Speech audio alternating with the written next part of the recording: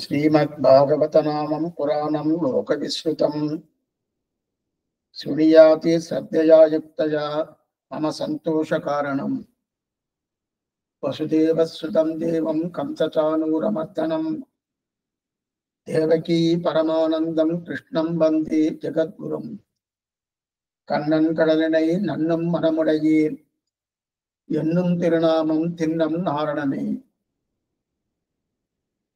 கண்ணன் பெருமான் தன்னுடைய சேட்டிதங்கள் என்ன, தன்னுடைய விபூதி என்ன, தன்னுடைய சொரூப குண விபூதிகள் அத்தனையும் இந்த லோகத்தில் இருக்கிறவங்க தெரிவிக்க வேண்டும் என்கிற ஆசையாலே வியாச பகவானிடத்திலே தன் ஆசை கொண்டு அவர் மூலமாக பாகவத புராணம் என்கிறதை அனுகிரகித்தார். அதை சுக்ராச்சாரியர் நன்கு தெளிவுபட நன்கு புரியும்படியான ஒரு நிலையிலே பரீட்சித்து மகாராஜருக்கு உபதேசம் பண்ணுகிறார். அது 7 நாட்கள் என்று சொல்லப்பட்டு அந்த 7 நாட்களிலே பரீட்சித்துக்கு உபதேசம் பண்ணுகிறார். அதைத்தான் நாம் அனுபவித்துக் கொண்டிருக்கிறோம். அதிலே 10வது ஸ்கந்தத்தை அனுபவிக்கிறோம். கண்ணனம்பெருமாவுடைய அவதார ரகசியம் அதை அனுபவித்துக் கொண்டிருக்கிறோம். அதிலே கண்ணன் 8வது கர்ப்பமாக தேவகிக்கும் வசுதேவதற்கும் அவதரித்தார். கடந்த காலட்சத்தில் இதைத்தான் நம்ம பார்த்தோம். அப்ப அதற்கு முன்னாடி 7 பேர் அவதாரம் பண்ணியிருக்கார்.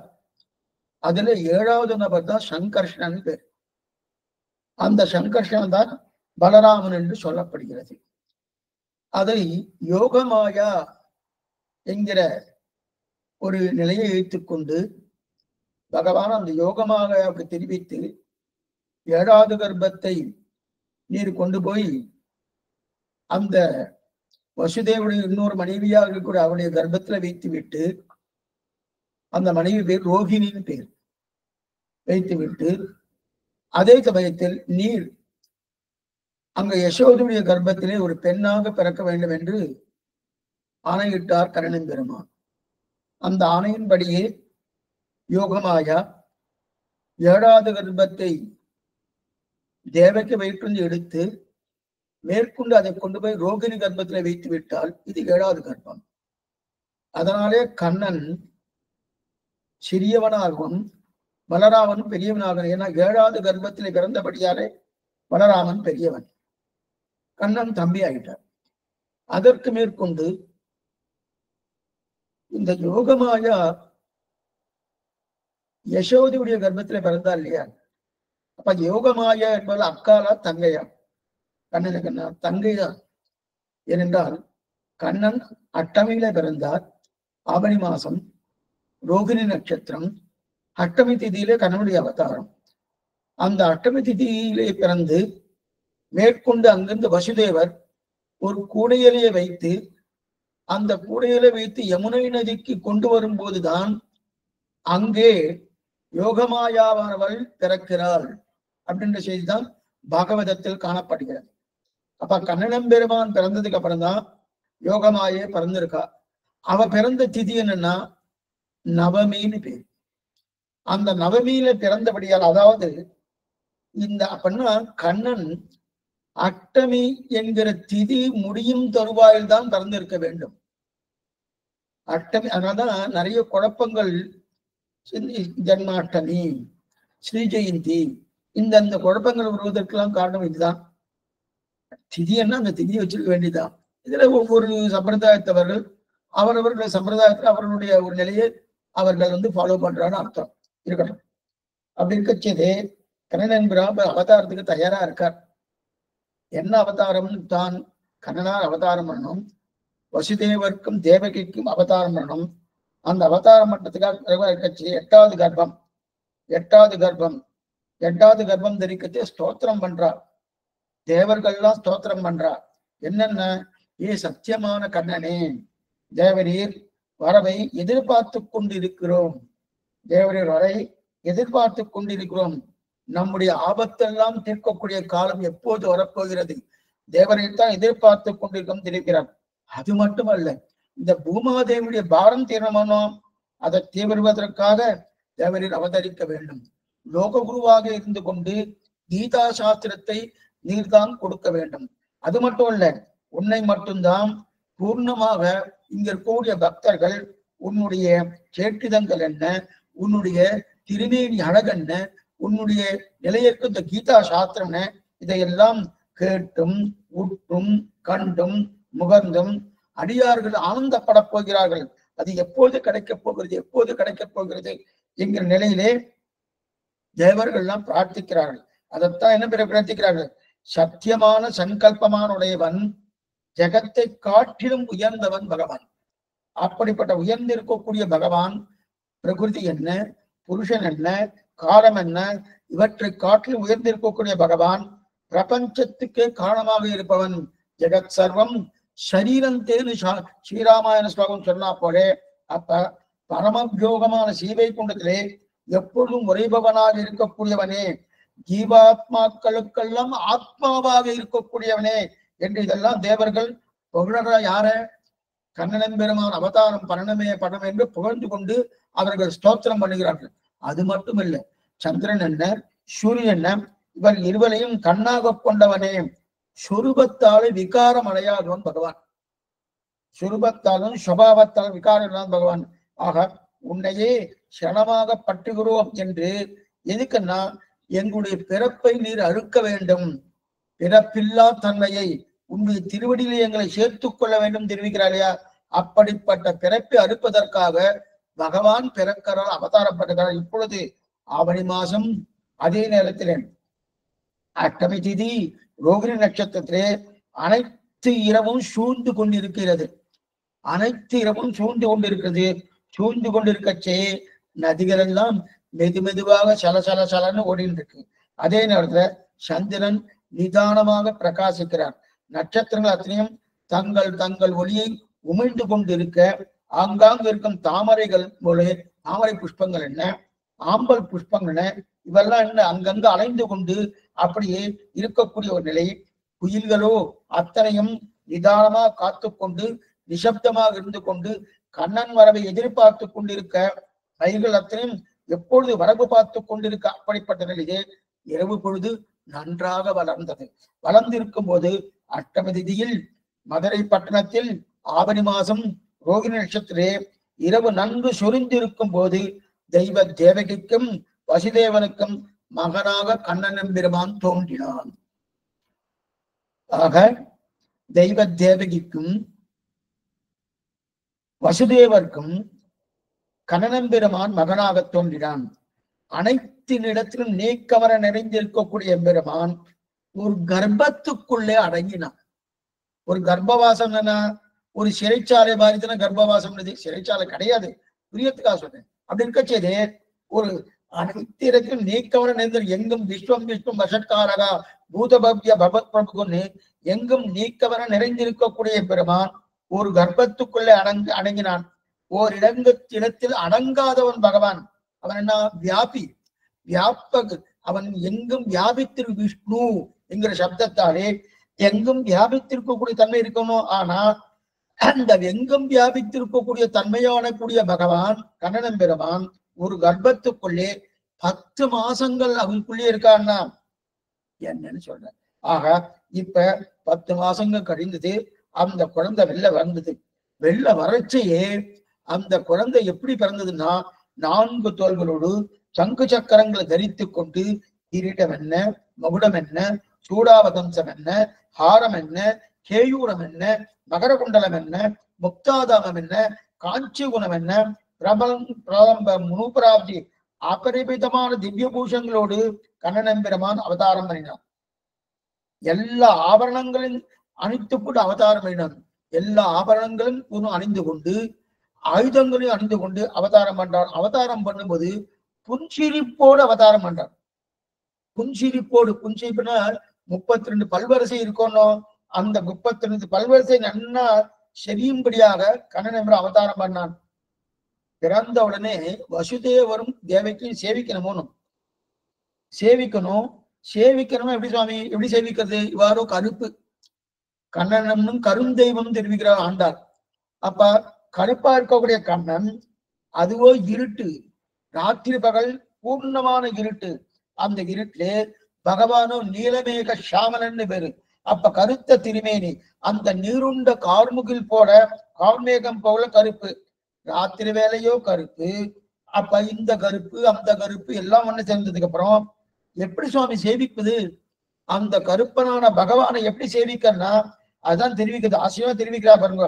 இந்த பூமியில நான் கூட பறந்துட்டோமே, கண்ணன் என்பெருமான் நினைக்கிறானா, இந்த பூமியில நான் கூட பறந்துட்டோமேன்னு சிரிப்பானாம். சிரிச்சபடியால் என்ன ஆயிடுச்சுன்னா, 32 பற்கள் இருக்கணும். அந்த 32 பற்கள் சந்திரகாந்தனம் போலே அப்படியே பிரகாசமா வீசியத்தான். சந்திரகாந்தைய போலே அப்படியே பிரகாசம் வீசித்தான். அந்த சந்திர ஒளியாலே தெய்வ குழந்தையை கண்டார்கள் வசுதேவரும் தேவகி. அப்ப அது இருட்டு, எப்படி அமாவாசை இருட்டு போல அவ்வளவு இருட்டு, பூமி இருட்டு. அந்த இருட்டு இவரோ கருப்பு. இந்த மாதிரி இருக்கச்சே தெரியறதுக்கு வாய்ப்பு இருக்கான்னா, அதனால முத்துப்பல் வரிசை, அந்த முத்துப்பல் வரிசை தான் சந்திரகாந்தாவை போல் அண்ணா ஒளி வீசியது. அந்த ஒளி வீசினபடியாலே அந்த தெய்வ குழந்தையை கண்டார்கள். இப்ப நமக்கு ஒரு சந்தேகம் வரும், என்ன சுவாமி, சாமான்யமா லோகத்துல குழந்தை எப்படி இருக்கும்? 2 கைகளோடு 2 கால்களோடு வாய் வைத்துக் கொண்டு சாமானிய குழந்தை பறக்கச்சு ஒவ்வொரு சத்தம் போட்டு அழுதுட்டு பறக்கும், அப்படித்தானே பார்ப்போம். ஆனா இந்த குழந்தை எப்படி இருக்கு? லௌகிக்கமா பிறக்கல, அலௌகிக்கமா இருக்கு. ஆனா இந்த குழந்தை எப்படி அலௌகிக்கணும் தான்? உலகத்து குழந்தையை போல இல்லையே. 4 தோள்களோடு சங்கு சக்கரங்களோடு தரித்து கொண்டு இருக்கக்கூடிய நிலையில் இருந்துட்டு இல்லையா இந்த குழந்தை? 4 கைகளோடு இருக்கார், சங்கு சக்கரம் தரித்து கொண்டிருக்கிறார். அது மட்டுமல்ல, கிரீட மகுட சூடாகம் சார கேயூர மகர குண்டல என்னென்ன ஆபரணங்களோட அத்தனை ஆபரணங்கள் தரித்துக் கொண்டு அந்த புன்சிரிப்போடு அந்த குழந்தை பிறந்துட்டோம். அப்ப அலௌகிகமான குழந்தை பிறந்திருக்கே, அந்த குழந்தை பிறந்துட்டேன்னு அப்பதான் பிரார்த்திக்கிறார். இவா 2 பேரும் கைகளை கூப்பி கொண்டு பிரார்த்திக்கிறார். நீ தேவைக்கு நன்னா பிரார்த்திக்கிறார். ஏ பகவானே, நீ பிறவிக்கு அப்பாற்பட்டவன், நீ பிறவிக்கு அப்பாற்பட்டவன், கர்மங்களுக்கு அப்பாற்பட்ட, ஆனால் பிறந்தார் போல வேஷமிட்டு கொண்டு இங்கு பிறந்திருக்கிறாய். என்ன பார்ப்போம், பிறந்தார் போலே இங்கு வேஷமிட்டு கொண்டு பிறந்திருக்கிறாயே. ஏன்னா கர்மத்தை போல நீ பிறக்கவில்லை.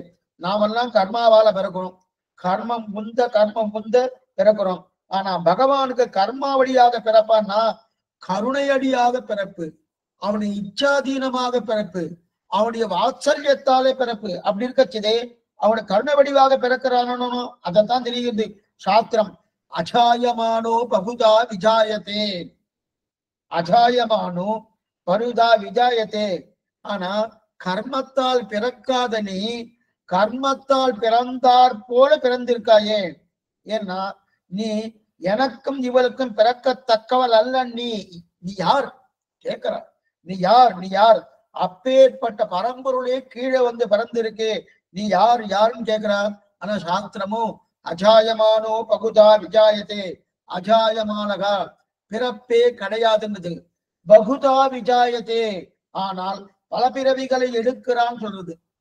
என்ன சுவாமி, முதல்ல பிறக்கலேன்னு பிறவியே கிடையாதுன்னு சொல்லி இருக்கு, பல பிறவிகால பிறக்கிறான்னு சொல்லிக்கிறேன். பிறப்பில் பல்பிறவி பெருமான் ஆழ்வார்து அப்படியே தமிழ் படுத்துறார். அஜாயமானோ பகுதா விஜாயத்தே, இதான் உபய வேதாந்தம். பிறப்பில் பல்பிறவி பெருமான், பிறப்பே இல்லாதவன், அது முடிஞ்ச அடுத்த க்ஷணமே பல்பிறவி பெருமான் பல வகையாக பிறக்கிறான் சொல்றது. அதே போல சாஸ்திரம் அஜாயமானகா பிறப்பே கிடையாதுன்றது. அதே பகுதா விஜாயத்தே பல பிறவி எடுக்கிறான் தெரிவிக்கிறது இல்லையா? அப்ப எதனால பிறக்கிறார்? நாம் கர்மாதீனமாக பிறக்கிறோம், பகவான் கருணை அடிவாக பிறக்கிறான்.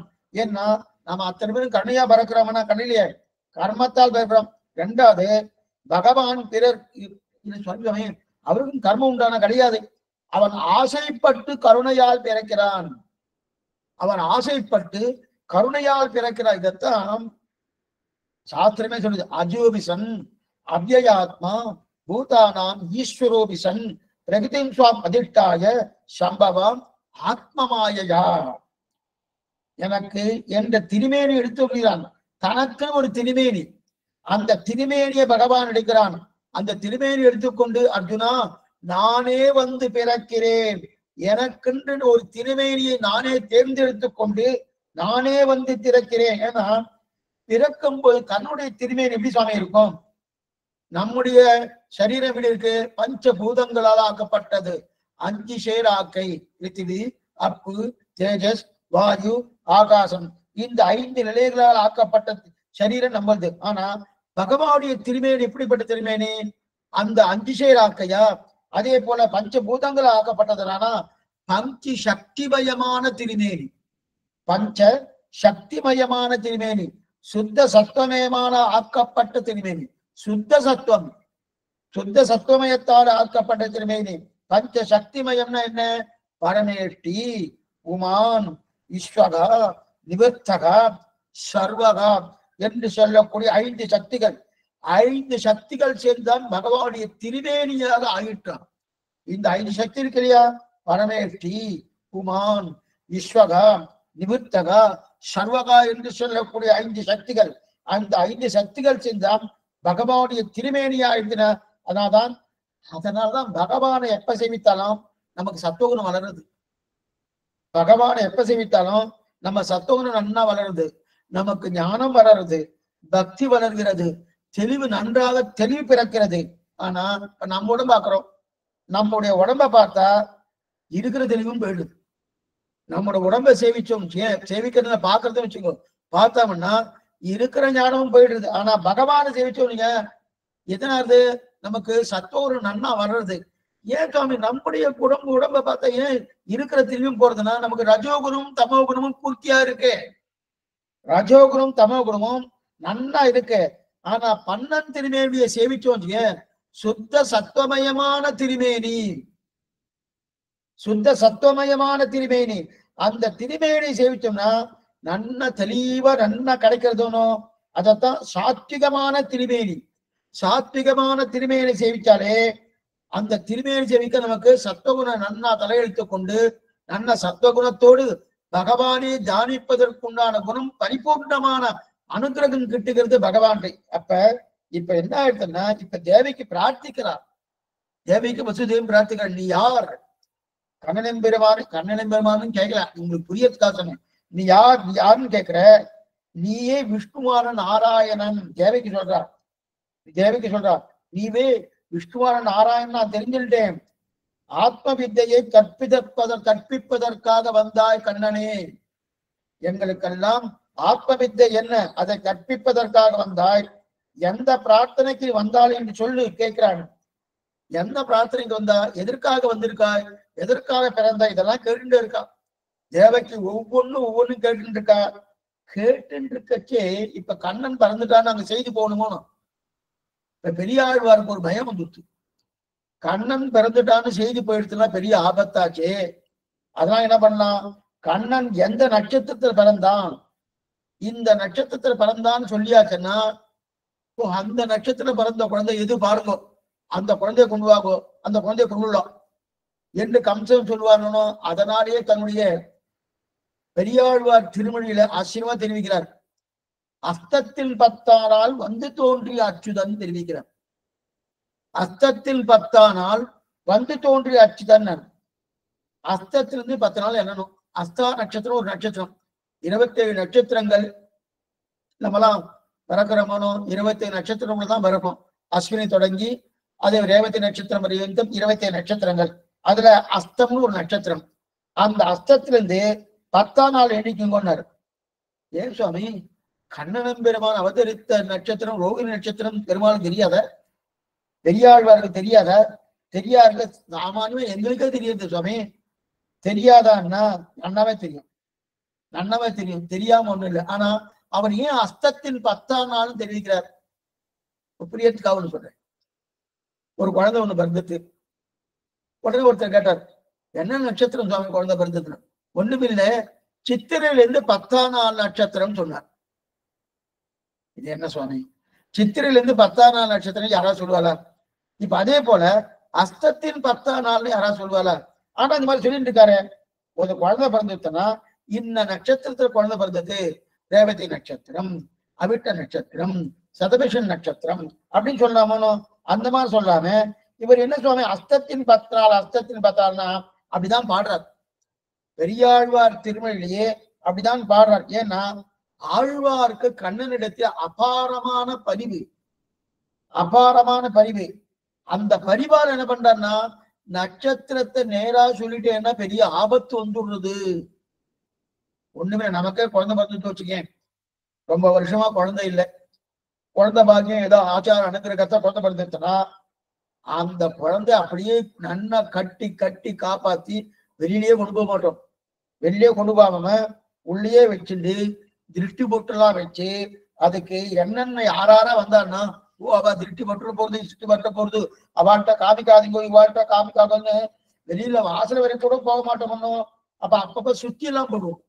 அப்பெல்லாம் மிளகா சுத்துவா, உப்பு சுத்துவா, இன்னும் நிறைய எல்லாம் வச்சுட்டு இருக்கா. அப்பப்ப ஆரத்தி எல்லாம் எடுக்கிறா இல்லையா, இதெல்லாம் சுத்தி சுத்தி எல்லாம் போடுறீங்க இல்லையா. அப்ப நம்ம குழந்தைக்கு இத்தனை பண்ணிட்டு இருக்கணும்னா பகவானே குழந்தையாக அவதாரம் பண்ணிருக்கானா அவனுக்கு எத்தனை பண்ணிருக்கணும். ஆனா அன்னைக்கு பண்றதுக்கு ஒருத்தரும் இல்லை.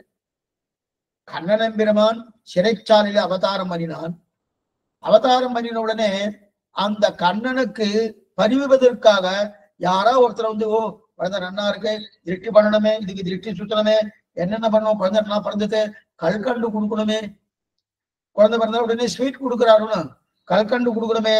கல்கண்டு கொடுக்கறதுக்கு கூட வழி இல்லை, எந்த வழியும் இல்லை. ஏன்னா பகவானே கீழே வந்து அவதாரம் பண்ணியிருக்கார். அதே போல நமக்கு ஏதோ ஒரு பெரிய குழந்தை 15 வருஷங்கள் குழந்தை இல்லையே வச்சுக்கோ, குழந்தை பாக்கியமே இல்லைன்னா அதுவும் நல்ல பெரிய சமஸ்தானத்துல இந்த மாதிரி ஒரு நிலை ஏற்பட்டு குழந்தை பிறந்துச்சுன்னா எத்தனை கோலாகலம் இருக்கும். ஓஹோ இப்படி இப்படி எத்தனை கோலாபலம். ஆனா குழந்தை பிறந்து வாயை திறந்துட்டு வச்சுக்கேன் உடனே பெரிய பயம், கம்ச பயம். ஏன்னா கம்சனுடைய காது கெட்டித்தன்னா 8வது குழந்தை, கம்சனுடைய காது கெட்டித்தன்னா என்ன ஆயிடுமோ, ஏண்டா ஆயிடுமோ, ஏதோ ஆயிடுமோ அப்படின்னு பயம்.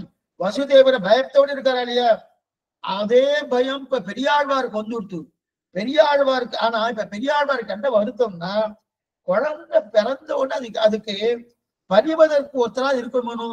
குழந்தை இப்படி இருக்கு, இந்த மாதிரி இருக்கு, திருஷ்டி தோஷம் பண்ணலாம், இந்த குழந்தைய ஜாகிரதையா பாத்துக்கோ, ஜாகிரதையா பாத்துக்கோ அப்படின்னு யாரா பரிவது. எங்கும் பரிவருளர் ஆழ்வார் தெரிவிக்கிறார் திருவாரூர் மட்டும்தான். இதுல எங்கும் பரிவருளர், அந்த பரிவதற்கு ஒருத்தரா இருக்கணுமா நாம். அப்ப அந்த பார்த்து பார்த்து சுத்தி சுத்தி போட்டு திருஷ்டியெல்லாம் சாதிக்கிறது ஒருத்தர் கூட இல்லையே. இப்ப ஒருத்தர் கூட இல்லை. இப்ப பெரியாழ்வாருக்கு என்ன பயம்னா அஸ்தத்தின் 10ஆம் நாள் தோன்றிய அச்சுதன்னு சொன்னாரணும், நேர ரோகிணின்னு சொல்லியிருக்கலாம்.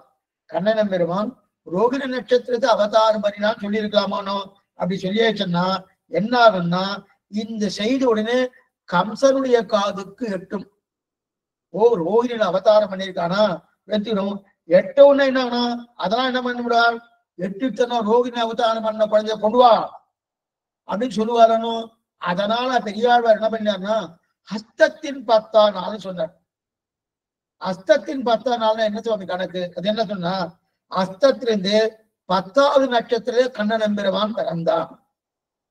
இப்ப இதுல என்ன ஒரு கட்டம் வரும்னா இந்த நட்சத்திரத்துக்கு என்னமா என்ன பாருங்க, இந்த நட்சத்திரம் அஸ்த நட்சத்திரம் இல்லையா, அச்சா நட்சத்திரத்திலிருந்து என்னமா 10வது நட்சத்திரம் என்னமா இல்ல அது அல்லது அஸ்த நட்சத்திரத்தை விட்டு விட்டு என்னமா, அஸ்த நட்சத்திரம் சேர்த்து என்னமா, அல்லது அஸ்த நட்சத்திரத்துக்கு பின்னாடி என்னமா, அஸ்த நட்சத்திரத்துக்கு பின்னாடி விட்டு விட்டு என்னமா. இந்த குழப்பம்லாம் நமக்கே இருக்கணும். இதே குழப்பம் கம்சனுக்கும் வருமானம். அதுதான் பெரியாழ்வார். ஏன்னா அஸ்த நட்சத்திரத்துக்கு மேலே இதெல்லாம் ஜாதகத்துல ஒரு கணக்கு வச்சுட்டு இருக்கா, ஜோசியக்கெல்லாம் ஒரு கணக்கு வச்சிருந்தா. அஸ்தான இப்ப இதெல்லாம் உண்டணும். இப்ப 12 கட்டங்கள் இருக்கு. 12 கட்டத்துக்குள்ளேயே நமக்கு வந்து ஒவ்வொரு ராசி சக்கரம்னு இருக்கு.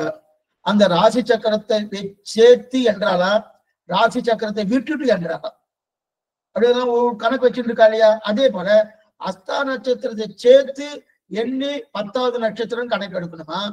இல்ல சுவாமி அஸ்தத்தை விட்டுணும், அஸ்தம் சித்திரை, சுவாதி, விசாகம் அப்படி போகணுமா? இப்படின்னு நமக்கு ஒரு குழப்பம் வருதோனும். இந்த குழப்பமும் கம்சனுக்கு வருமானம் வந்துடுத்துன்னு வச்சுக்க. அதனால என்ன சுவாமின்னா, அதனால என்னன்னா அதுக்குள்ள ஒரு 10 வருஷம் ஆயிடும் உங்களுடைய கண்ணனுக்கு. 10 வருஷம் ஆனபடியாலே அதுக்கப்புறம் ரோகிணியும் தெரிஞ்சா கண்ணன் பெரியவன் ஆயிடணும், கண்ணன் தப்பிச்சுக்குவான். இது பெரியாழ்வாருக்குண்டான பரிவு. அததான் பொங்கும் பரிவாலே வில்லுபுத்தூர் பற்றபிரான் பெற்றான் பெரியாழ்வார் என்ன தெரிவிக்கிறார் இல்லையா? அப்ப அந்த பரிவு இருக்கிறபடியால் என்ன ஆயிடுத்து, அஸ்தத்தின் 10 நாள், அஸ்தத்துக்கு சேர்த்து 10, சேர்க்காம 10, முன்னாடி 10, பின்னாடி 10, இந்த குழப்பம் இருந்துட்டே இருக்கும். அப்படிங்கிற அது கூட கண்ணனுக்கு வயசாயிடும். வயசானதுக்கு அப்புறம் கண்ணன் தப்பிச்சுக்குவான்றதுக்காக தெரிவிக்கிறாக.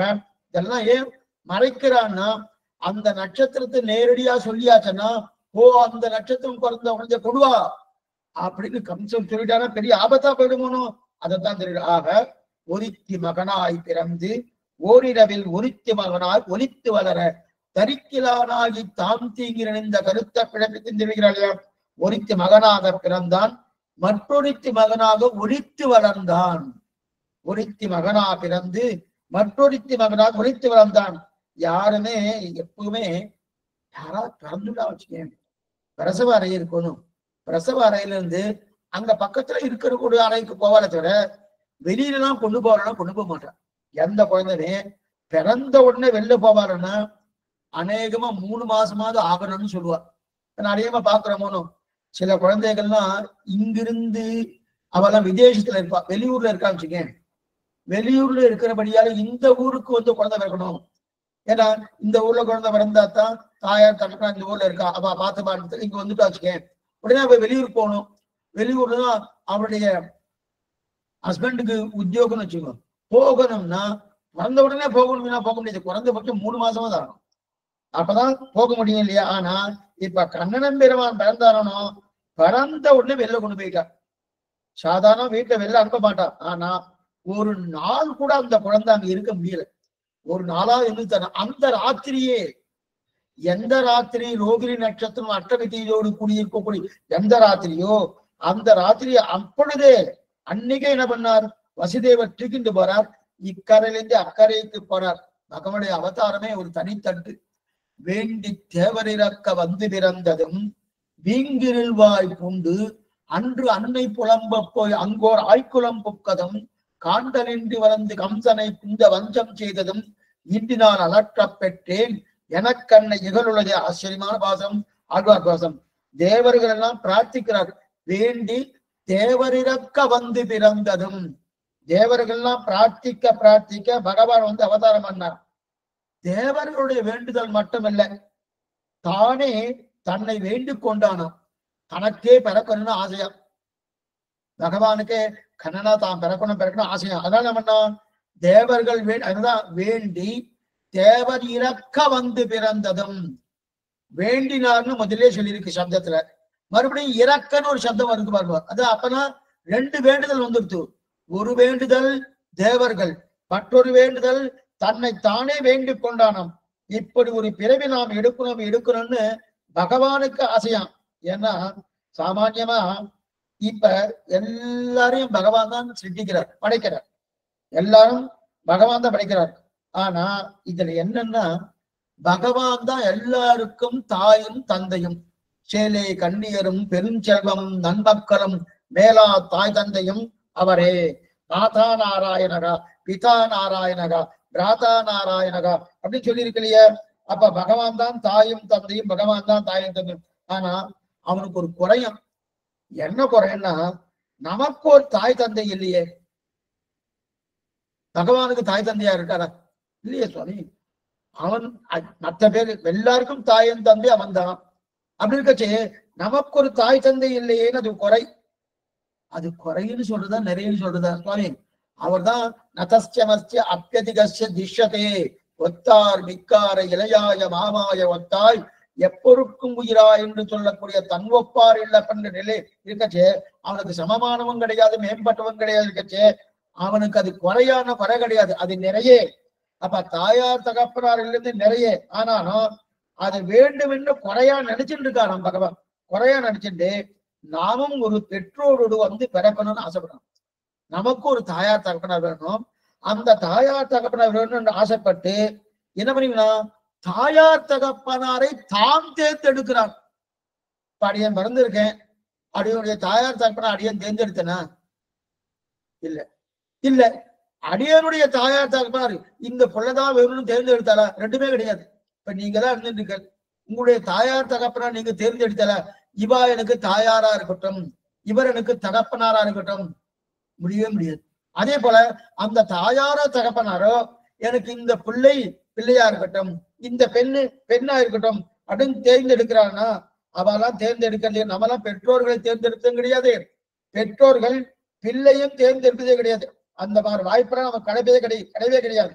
ஆனா கண்ணன் இன்னாரை பெற்றோராக தேர்ந்தெடுக்கிறான். வசுதேவரை தந்தையாகவும் தேவகியை தாயாகவும் தேர்ந்தெடுக்கிறான் இல்லையா? நாமெல்லாம் தேர்ந்தெடுக்கிறோமா? கிடையாது சுவாமி, அதெல்லாம் ஒண்ணுமே கிடையாது. ரெண்டாவது, தேர்ந்தெடுத்து வச்சுக்கேன், ஒரு தாயார் தகவல் இன்னாதான் நமக்கு பிள்ளையா வரணும்னு தேர்ந்தெடுப்பான்னா, சிவனா சுவாமி பிள்ளை வேண்டாம் சுவாமி, நான் பிரம்மச்சாரியா இருந்துட்டு இருக்கேன், எனக்கு கல்யாணமே வேண்டாம், இப்படிப்பட்ட பிள்ளை வேண்டாம்னு சொன்னாலும் சொல்லுவார் நம்ம தாயார் தகப்பனா. ஆனா பகவான் ராமனாக அவதாரம் பண்ண போது தசரதன் தெரிவிக்கிறான். என்ன தெரிவிக்கிறான்? கம்பநாட்டாளர் ஆசிரியமா தெரிவிக்கிறான், 7 ஜென்மம் எடுத்தாலும் ராமா நீதான் எனக்கு பிள்ளையா பிறக்கணும், நான் தான் உனக்கு தந்தைன்னு தெரிவிக்கிறார். ஏன்னா எதுக்காக சொல்லிக்கிறேன்னா, அப்ப அந்த அளவுக்கு ராமன் ஏன் பிள்ளை சாமானிய என்ன சுவாமி பண்றது, இந்த பிள்ளையா வந்து எனக்கு பிறந்தானே, நிறைய பேர் பார்க்கணும், எனக்கு பிள்ளையா வந்து சேர்ந்தா சுவாமி, எனக்கு எமனா பறக்கவனே பிள்ளையா வந்துட்டான், அவனே பிள்ளையா வந்தான் அப்படின்ற சொல்ற ஆயிட்டனா. ஆனா தசரதன் அப்படி சொல்லல. 7 பிறப்பிலும் 7 ஜென்மம் எடுத்தாலும் ராமா நீதான் எனக்கு பிள்ளையா பிறக்கணும் தெரிவிக்கிறாளையா? அத போலதான் கண்ணனம்பிரமன் அவதாரம் பண்ணான். ஒரித்தி மகனாய் பிறந்து ஓரிரவில் ஒரித்தி மகனாய் ஒலித்து வளர தனிக்கிலானாகி தான் தீங்கி நினைந்த ஆக ஒரித்தி மகனா பிறந்தான். பிறந்தது மட்டுமல்ல, அன்று ராத்திரியே புறப்பட்டு கிளம்பினான். இங்க நேர கோகுலத்தை கிளம்பினான். பிறந்தது மதுரையிலே, கிளம்பி போனது கோகுலத்திலே. ஏன் போனார்னா பெரிய சரித்திரம். எதனால போனார்னா, இப்ப 3 அவதாரம் பண்றார். 3 அவதாரம் தேவகிக்கும் வசுதேவனுக்கும் 3 தடவை பிறக்கிறான். இது நம்ம வந்து வாமன அவதாரத்தை பார்க்கும் போதே இதை செனிவிச்சிருக்கேன். வாமன அவதாரத்துடைய சரித்திரம் பார்க்கும் போதே, வாமன அவதாரத்து 2வது அவதாரம் முதல் தேவிக்கு வசுதேவனும் பிரார்த்திக்கிறார். நீ எனக்கு பகவான், நீ எனக்கு 3 தடவை எங்களுடைய கர்ப்பத்திலே நீ வந்து பிறக்க வேண்டும் என்று பிரார்த்திக்கிறார். அப்படியே பிறப்போம் தெரிகிற முதல்ல திருஷ்ணி சுதபா, முதல் கர்ப்பம் திருஷ்ணி சுதபா பிறக்கிறார் பகவான். அப்ப திருஷ்ணி கர்ப்பனாக முதல் அவதாரம், திருஷ்ணி கர்ப்பனாக முதல் அவதாரம். அடுத்தது எது? அதிதிக்கு பிறக்கிறாரோ, அதிதேவி தேவிக்கு வந்து குழந்தையாக வாமனமூர்த்தி, அதிதேவி காஷ்யப தேவர் அதிதி 2 பேருக்கும் வாமனமூர்த்தியா பிறக்கிறாரு. அது 2வது அவதாரம். இதைத்தான் அடியேன் இந்த வாமன அவதாரம் சொல்றச்சே நம்ம பார்த்துருக்கோம். அப்ப முதல்ல திருஷ்ணி கர்ப்பனா பிறந்தான் பகவான். 2வது அதிதிக்கும் காஷ்யபருக்கும் வாமனதேவனாக வாமனமூர்த்தியாக பிறந்தார். இப்ப 3வது இது தேவகிக்கும் வசுதேவருக்கும் 3வது அவதாரம். ஆக 3 படி பிறந்தார். இப்ப இது என்னன்னா, இது அத்தனையும் அங்க சொல்லிட்டு இருக்காரு. அங்க கண்ணனம்பெருமான் அவ 2 பேருக்கும் சொல்றார், வசுதேவனுக்கும் தேவகிக்கும் சொல்றார், நீங்கள் பிரார்த்தித்தபடியே இது 3வது தடவை பறந்து விட்டேன், உங்களுடைய பிரார்த்தனையை நிறைவேற்றி விட்டேன். கண்ணன் சொல்றார் இந்த இடத்துல, உங்களுடைய பிரார்த்தனை நிறைவேற்றிட்டேன். நீங்க என்ன பிரார்த்தித்தேன்? 3 தடவை எங்கள் கர்ப்பமாக நீ பிறக்கணும்னு சொல்லிக்கணும், அதை நிறைவேற்றிட்டேன். அப்ப தேவகி வசுதேவன் கை கூப்பிட்டு கேட்கிறார், பழையபடி நீ இந்த குழந்தையா வந்துடு, 4 திருக்கைகள் என்ன, சங்கு சக்கரங்கள் என்ன, கிரீட மகுட சூடாவகுந்த மகர குண்டல கைவேக என்னென்ன ஆபரணம் கூட அத்தனை ஆபரணம் தரித்து கொண்டு வந்திருக்கிறாயே, நீ அப்படி இல்லை, பழையபடி ஒரு குழந்தைன்னா ஒண்ணும் தெரியாதனோ, அந்த ஒண்ணும் தெரியாத குழந்தையாக நீ இருக்கலாமோனோ அப்படி. ஏன்னா இப்படி இருந்தா தான் எங்களுக்கு கொஞ்சம் பயம் இல்லாம இருக்கும்.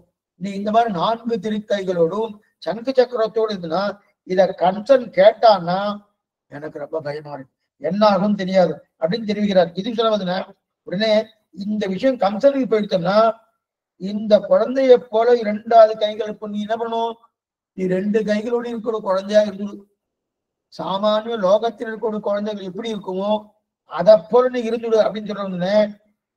எதுக்காக அந்த மாதிரி சொல்றேன்னா, கம்சனுக்கு போயிடுச்சுன்னு அந்த செய்தி ஆபத்து தானே, அதனால அதை போல இருந்து சொன்ன உடனே கேட்ட உடனே 2 கைகள் சட்டுன்னு மறைச்சுட்டார்.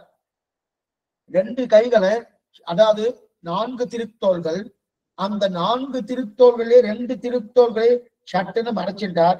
மறைச்சிருந்த மாத்திரம் இல்ல, சங்கு சக்கரம் மறைந்தது, 2 திருக்கைகள் மறைந்தன, முத்து பல்வரிசை மறந்தன. சாதாரணமா சிசுவா கண்ணன் கிடந்தான்னா அதுல ஒரு கருத்து இருக்கு, ஒரு அழகான கருத்து இருக்கு. ஏன் சொல்லுவாங்க சிசுவா இருந்தான், சிசுவா ஏன் இருந்தான்? இதுல ஒரே ஒரு விஷயம் சொல்றேன், ஞாபகம் வந்தபடியா சொல்றேன்.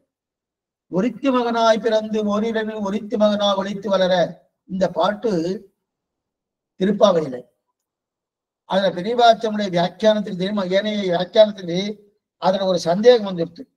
என்ன சந்தேகம்னா, சுவாமி கூரத்தாழ்வாருடைய திருக்குமாரன் பராசர பட்டர், பராசர பட்டருடைய சிஷ்யர் நஞ்சியர். அந்த நஞ்சியர் தன்னுடைய ஆச்சாரியனாக இருக்கக்கூடிய பராசர கேட்கிறார், ஒருத்தி மகனாய் பிறந்து ஓரிரவில் ஒருத்தி மகனாய் ஒழித்து வளர்ந்து சொல்லியிருக்கே, மகன் ராமனைத்தானே சொல்லலாம், மகன் என்று கண்ணனை சொல்லலாமான்னு பெரிய சந்தேகத்தோடு கேள்வி கேட்கிறார் நஞ்சியர். யார்கிட்ட? பராசர பட்டர்கிட்ட, கூரத்தாழ்வார் திருக்குமார்கிட்ட கேட்கிறார். மகன் யாரு சொல்லணும்? ராமனைத்தான் சொல்லணும். ஏன்னா மகன் எதனால? தந்தை சொல் மிக்க மந்திரம் இல்லை, தந்தை சொன்ன வார்த்தையை மீளாமல் அதே போல நடப்பவன் யாரா வந்தா மகன். தந்தை என்ன சொல்றாரோ அந்த தந்தையின் சொல்படி நடக்கணுமோனோ, அந்த தந்தையின் சொல்படி நடந்தது யாரு? ராமன் தானே. காட்டுக்கு போன்னு சொன்னா உடனே ராமன் காட்டுக்கு போனணும், எந்த வார்த்தையும் பேசவே இல்லையனோ. அப்ப ராமன் தானே மகன், ராமனைத்தானே மகன்னு சொல்லணும், கண்ணனை மகன்னு சொல்லலாமா? ஏன்னா கண்ணன் என்ன பண்றான், சொன்ன அப்படிலாம் கேட்பானா? கேட்கவும் மாட்டான். எத்தனை சேட்டிதங்கள், எத்தனை தூரம் அழ வைத்தார் யசோதைய, திருடினான், வெண்ண திருடினான், யசோதை அழ வச்சான். அப்ப அம்மா சொன்னாலும் கேட்கவே மாட்டான். ஆனா அந்த மாதிரி இருக்கக்கூடியவனை போய் மகன்னு சொல்றல ஆண்டாள். அப்ப ஆண்டாள் என்ன சொல்லிருக்கணும்? ராமன மகன்னு சொல்லியிருக்கணும், கண்ணன மகன் சொல்லலாமா? தப்பா சொல்லியிருக்கார் போல் இருக்கேன்னு இந்த கேள்வியை பராசர பட்டர்கிட்ட நஞ்சியர் கேட்டான். இப்ப பராசர பட்டர் பதில் சொல்லணும். ஆச்சரியம் பதில் சொல்றா பாருங்க. தந்தை சொல்படி நடந்தால் மகன் இதனை, ஆமா தந்தை சொல்படி நடந்தால் மகன் தானே, ஆமா தந்தை சொல்படி நடக்கணும். ராமன் நடந்திருக்கான், கண்ணன் நடக்கல, அதனால கண்ணன மகன்னு சொல்லலாமா? ராமனைத்தானே சொல்லணும்னு சொல்லிட்டு இருக்கணும். ஆமா, ஆனா தந்தை சொல்படி ராமன் எப்போது நடந்தான்? 25 வயசுல தந்தை சொல்படி நடந்தான். 25 வயசுல தந்தை சொல்படி நடந்தான். எப்படி நடந்தான்னா, 12 வயசுல ராமனுக்கு கல்யாணம் ஆயிடுச்சு. 12 வயசுல ராமனுக்கு கல்யாணம் ஆயிடுச்சு. அதுக்கப்புறம் 12 வருஷங்கள் நல்ல சுகமா இருந்தான், நாட்டுல ஒண்ணும் ஆனந்தமா இருந்தான், எந்த குறையும் இல்லாம ஆனந்தமா நன்னதான் இருந்தான். 25 வயசுல பட்டாபிஷேகம் நாள் குறிச்சிட்டார் வசிஷ்டாச்சாரியர், நாள் குறிச்சிட்டார். அப்ப அந்த பட்டாபிஷேகம் நாள் குறிச்ச உடனே அப்போதான் கைகேசி என்ன பண்றா, கைகேயி என்ன பண்றா, வரம் கேட்கிறா, தசரத வரம் கேட்கிறா, என்னுடைய பிள்ளையாக இருக்கக்கூடிய பரதாழ்வான் ராஜ்ய பரிபாலம் வரணும், ராமன் 14 வருஷங்கள் காட்டுக்கு வனவாசம் செலவன்னு பிரார்த்திக்கிறா. பிரார்த்திக்கிறது என்ன கேட்கிறா. கேட்ட உடனே தசரதனும் ஒத்துக்கொண்டு, அப்போ தசரதன் சொன்னபடி ராமன் காட்டுக்கு போனானோ, ஆமா வாசம் தான். அப்ப எந்த வயசுல போனா? 25 வயசுல போயிருக்கான். 25 வயசுல போயிருக்கான். இப்ப 25 வயசுல போனானே அவன் மகனா, அல்லது பிறந்த உடனே தந்தை சொல் மிக்க மந்திரம் இல்லைன்னு சொல்லி கேட்டுண்டானே அவன் மகனா? கண்ணன் எங்க சுவாமி பிறந்த உடனே கேட்டான்னா, பிறந்த உடனே தன்னுடைய சதுர்புஜத்தோடு பிறந்தானோ, 4 திருக்கைகள் என்ன, அதே போல சங்கு சக்கரங்கள் என்ன, அதே போல இருக்கக்கூடிய முத்து பல்வரிசை என்ன, இதோடு பிறந்தானோ. இதையெல்லாம் நீ என்ன மறைச்சுக்கோ மறைச்சுக்கோ மறைச்சுக்கோ, ஏ கண்ணா இதை மறைச்சுக்கோ மறைச்சுக்கோன்னு வசுதேவர் சொன்ன உடனே அப்பொழுது தந்தை சொன்ன வார்த்தையை கேட்டு மறைத்து கொண்டானோ. பிறந்த உடனே தகப்பனாவுடைய சொல்லை கேட்டவன் மகனா, பிறந்து 25 வயசு ஆனது பிறகு தகப்பனார் சொல்லை கேட்டவன் மகனா? இப்ப கண்ணன மகன்னு சொல்லலாம், ராமனை மகன்னு சொல்லலாமா? நீ தெரிஞ்சுக்கொண்டு பராசரம் தெரியும். அவர் என்ன, ஏன்னா அவருக்கு ராமன்னால அத்தனை விருப்பம் இருக்கு, ராமன்னால அத்தனை விருப்பமா இருக்கு. அப்ப அவர் சொல்றாரு கண்ணன மகன் சொல்றாரு, ராமன மகன் சொல்ல. ஏன்னா பிறந்த உடனே கேட்டது கண்ணனும் பெருமான், ஆனா பிறந்து 25 வயசானதுக்கு அப்புறம் கேட்டிருக்கிறானோ, அப்ப அதைத்தான் தெரிவிக்கிறார். ஆக இதுதான் பட்டர் சமாதானம் தெரிவிக்கிறார். யாருக்கு? நஞ்சி இருக்கிறார். ஆக ராமன் பிறந்தது ஓர் குலம், கண்ணன் பிறந்தது ஓர் குலம். ஏன்னா கண்ணன் பிறந்த போது ஓர் குலம், வளர்ந்தது மற்றொரு குலம். ராமன் பிறந்த குலத்திலே வளர்ந்தான். கண்ணன் பிறந்ததோ ஓர் குலத்துல பிறந்தான், மற்றொரு குலத்துல தான். பிறந்த போது சத்திரிய குலம், பிறந்த போது சத்திரிய குலம், வளர்ந்த போது வைசியனாக வளர்ந்தான் கண்ணன். சாமான்யமா இல்ல, வைசியனா வளர்ந்தானோ. ஆனா பிறந்தது மதுரையில் பிறந்தான், வளர்ந்தது கோகுலத்திலே வளர்ந்தான் கண்ணன் பெருமான். ஆனா ராமனோ அப்படி கிடையாது. ராமனுக்கு அத்தனையும் ஒண்ணு, ராமனுக்கு அத்தனையும் ஒண்ணு, கண்ணனுக்கு எல்லாமே ரெண்டு. ராமனுக்கு அத்தனையும் ஒண்ணுதான். ஏகபத்தினி விரதன், ஒரு சொல்லு. அதே மாதிரி ஒரு சொல்லு மட்டும், ஒரு பானம், ஒரு தாரம். இந்த நிலையில தான் ராமன் இருப்பான். ஆனா கண்ணனுக்கு எல்லாமே ரெண்டு. ராமன் பிறந்ததும் வளர்ந்ததும் ஒரே இடம், பிறந்ததும் அயோத்தியில், வளர்ந்ததும் அதே அயோத்தியில் தான். ஆனா கண்ணனோ பிறந்தது மதுரை பட்டணத்தில், வளர்ந்ததோ கோகுலத்தில். அயோத்தியில பிறந்த அயோத்தியில். ஆனா ராமன் பகலில் பிறந்தான், பகல்ல தான் ராமன் பிறந்தான். கண்ணனோ ராத்திரியில், அதுவும் எங்கு? சிறைச்சாலையில் பிறந்தான். சிறைச்சாலை. ராமன் அரண்மனையில் பிறந்திருக்கான், கண்ணனோ சிறைச்சாலையில் பிறந்தான்.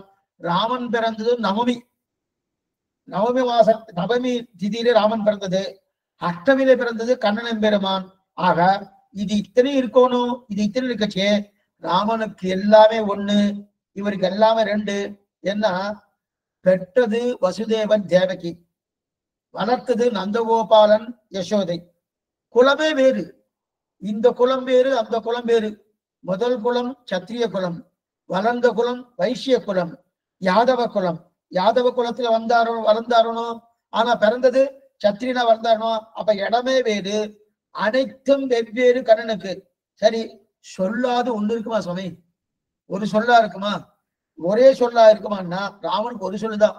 ஒக்க பத்தினி ஒக்க பானம் ஒக்க மாட்டன்னு சொல்லுவார் தியாகராஜ சுவாமி சொல்வார். ஒக்க பத்தினி ஒக்க மாட்டம் ஒக்க பானம். அப்ப எல்லாமே ஒண்ணு, சொல்லும் ஒண்ணுதான், அதே போல பானமும் ஒண்ணுதான், பத்தினியும் ஒண்ணுதான். ஆனா கண்ணனுக்கோ கேட்க வேண்டாம் சுவாமி, எத்தனை பேரு. அது மட்டும் இல்ல, ஒரு சொல்லி இருக்குமான்னா இந்த ஒரு சொல்லி இல்லைன்னு யார் சொல்றா? அவன் தர்ம பத்தினியே சொல்றான். ஆண்டாளே தெரிவிக்கிறார், மாலாய் பிறந்த நம்பியை மாலே செய்யும் மணாலனை ஏழா பொய்கள் உரைப்பானை இங்கே போத கண்டீரே. இங்கே போத மாலாய் பிறந்த நம்பியை. அப்ப ஏழா பொய்கள் உரைப்பானை, பொய் சொல்லிட்டே இருப்பான்னு ஒரு குழந்தை இருக்கும், ஒரு பிள்ளை இருக்குமே, அந்த பிள்ளைய எங்க பாத்தீங்கள அப்படின்னு. அப்ப பிறந்த, அதுவும் பொய் சொல்லும் போது பொருந்தாத பொய் சொல்லுவான். பொருந்துற பொய்யா சொல்ல போனோம், இந்த பொய் பொருந்தி இருக்கு, இந்த பொய் பொருந்தி இருக்கு. சில பேர்லாம் பொய் சொல்லுவான், அப்படியே நம்புற மாதிரி இருக்கும், நம்புற மாதிரி இருக்கணும். அந்த மாதிரி சொல்லுவான்னா, ஏன்னா இவருடைய அவதாரத்துடைய முக்கிய நோக்கமே என்னன்னா பொய் சொல்லணும். அந்த பொய் சொல்லத்தால நான் எல்லாத்தையும் மாட்டிக்கணும், மாட்டின்னு அவ கையால மொத்தம். அதுதான் இவருடைய அவதார பிரயோஜனமே. அப்ப பொருந்தாத பொய். அது மட்டும் இல்ல, எப்பவுமே ரெண்டு வார்த்தை தான். ஒரு வார்த்தை சொல்லுவானா, ஒரு வார்த்தை ரெண்டு வார்த்தை. ஆனா ராமனோ ஏகதார விரதன், ஏகதார விரதன். ஒரே மனைவிதான், சீத்தையை தவிர மற்றொன்னு கிடையாது. அந்த நிலையில ராமன் இருக்கானோ. ஆனா இவனுக்கு, ராமனுக்கு எப்போதும் ஒருதான். ஆனா கண்ணனுக்கோ பல தாரங்கள் உண்டு. ஆனா ராமனோ எந்த தாரத்தையும் கண்ணெடுத்தும் பார்க்க மாட்டான். அந்த பெருமை ராமனுக்கு உண்டு. சீத்தையை தவிர மற்ற எதையும் அவன் கண்ணாலேயே பார்த்ததும் கிடையாது. அந்த பெருமை ராமனுக்கு உண்டு. ஆனா கண்ணனுக்கு என்னன்னா 16,108 பெண்கள் மனைவிகள், 16,108 மனைவிமார்கள் கண்ணனுக்கு. ஏன்னா எந்த பெண்ணா இருந்தாலும் கண்ணனுக்கு மனைவி. எந்த பெண்ணா இருந்தாலும் அது என்ன ஆகும்னா கண்ணனுக்கு மனைவி.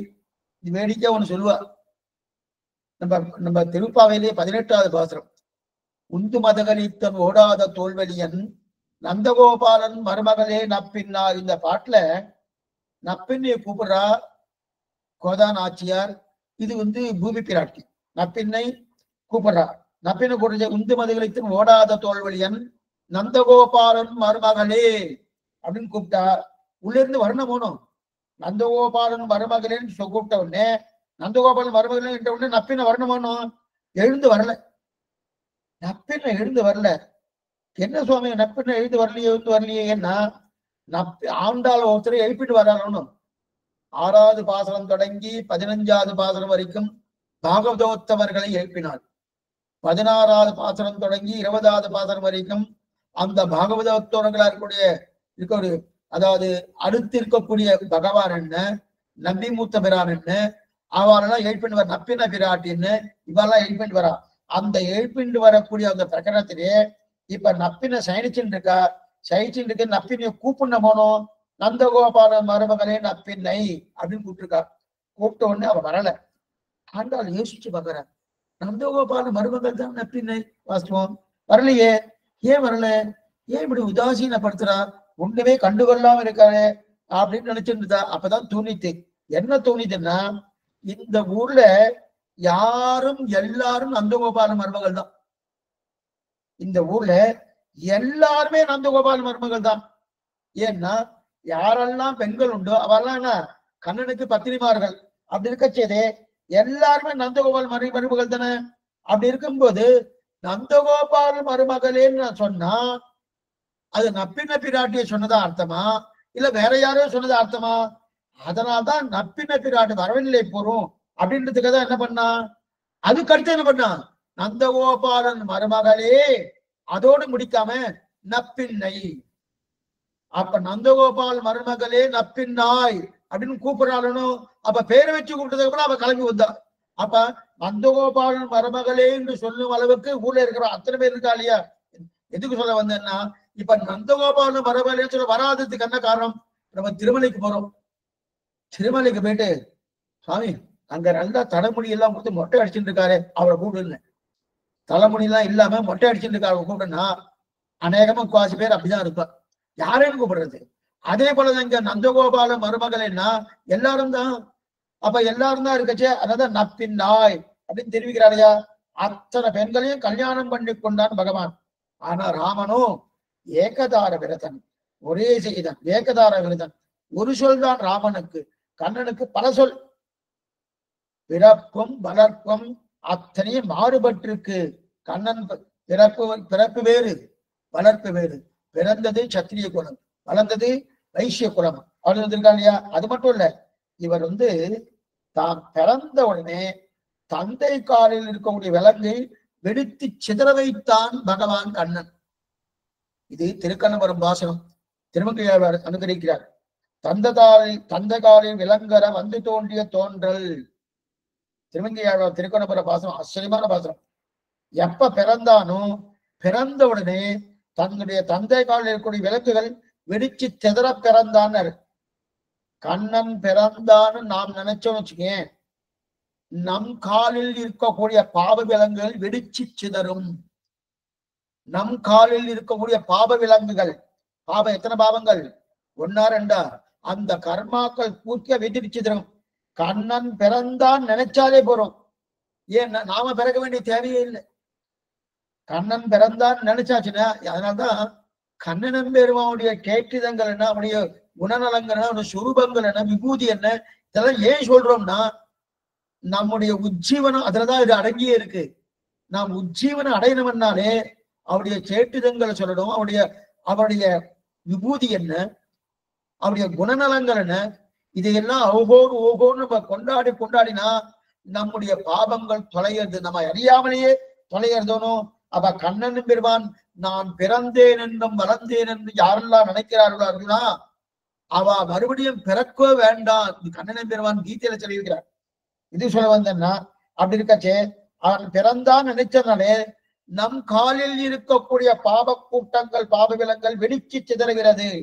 கண்ணன் பிறந்தான் நினைச்சாலே நாம பிறக்க வேண்டிய தேவையே கிடையாது. சரி சுவாமி, அவன் பால் குடித்தான் நினைத்தால் நாம் பால் குடிக்க வேண்டிய அவசியமே இல்லை. யசோதைட்ட பால் குடித்தான், பூதனைட்ட பால் குடித்தான் அப்படின்னு நினைச்சாச்சுன்னா நாம பால் குடிக்க வேண்டிய தேவையே இல்லை. அவன் மறைந்து வளர்ந்தான் என்று நினைத்தால் நாம் சம்சாரத்தில் மறைய வேண்டிய தேவையே கிடையாது. இந்த சம்சாரம் கோரம் அனந்த கிளேச பாதனம் தெரிவிக்கிறார் இல்லையா பூர்வாச்சாரியர்கள். அப்படின்னு இந்த சம்சாரத்தில் மறையணுமா? தேவையே இல்லை. அந்த தேவையே இல்லையா? அது மட்டும் இல்ல, அவன் திருடினான்னு நினைச்சான்னா நம்முடைய பாவங்கள் திருடப்படுகின்றன. நம்முடைய பாவங்கள் தான் அது பூர்த்தியா திருடப்படுது, ஒண்ணுமே இல்லாம படுது.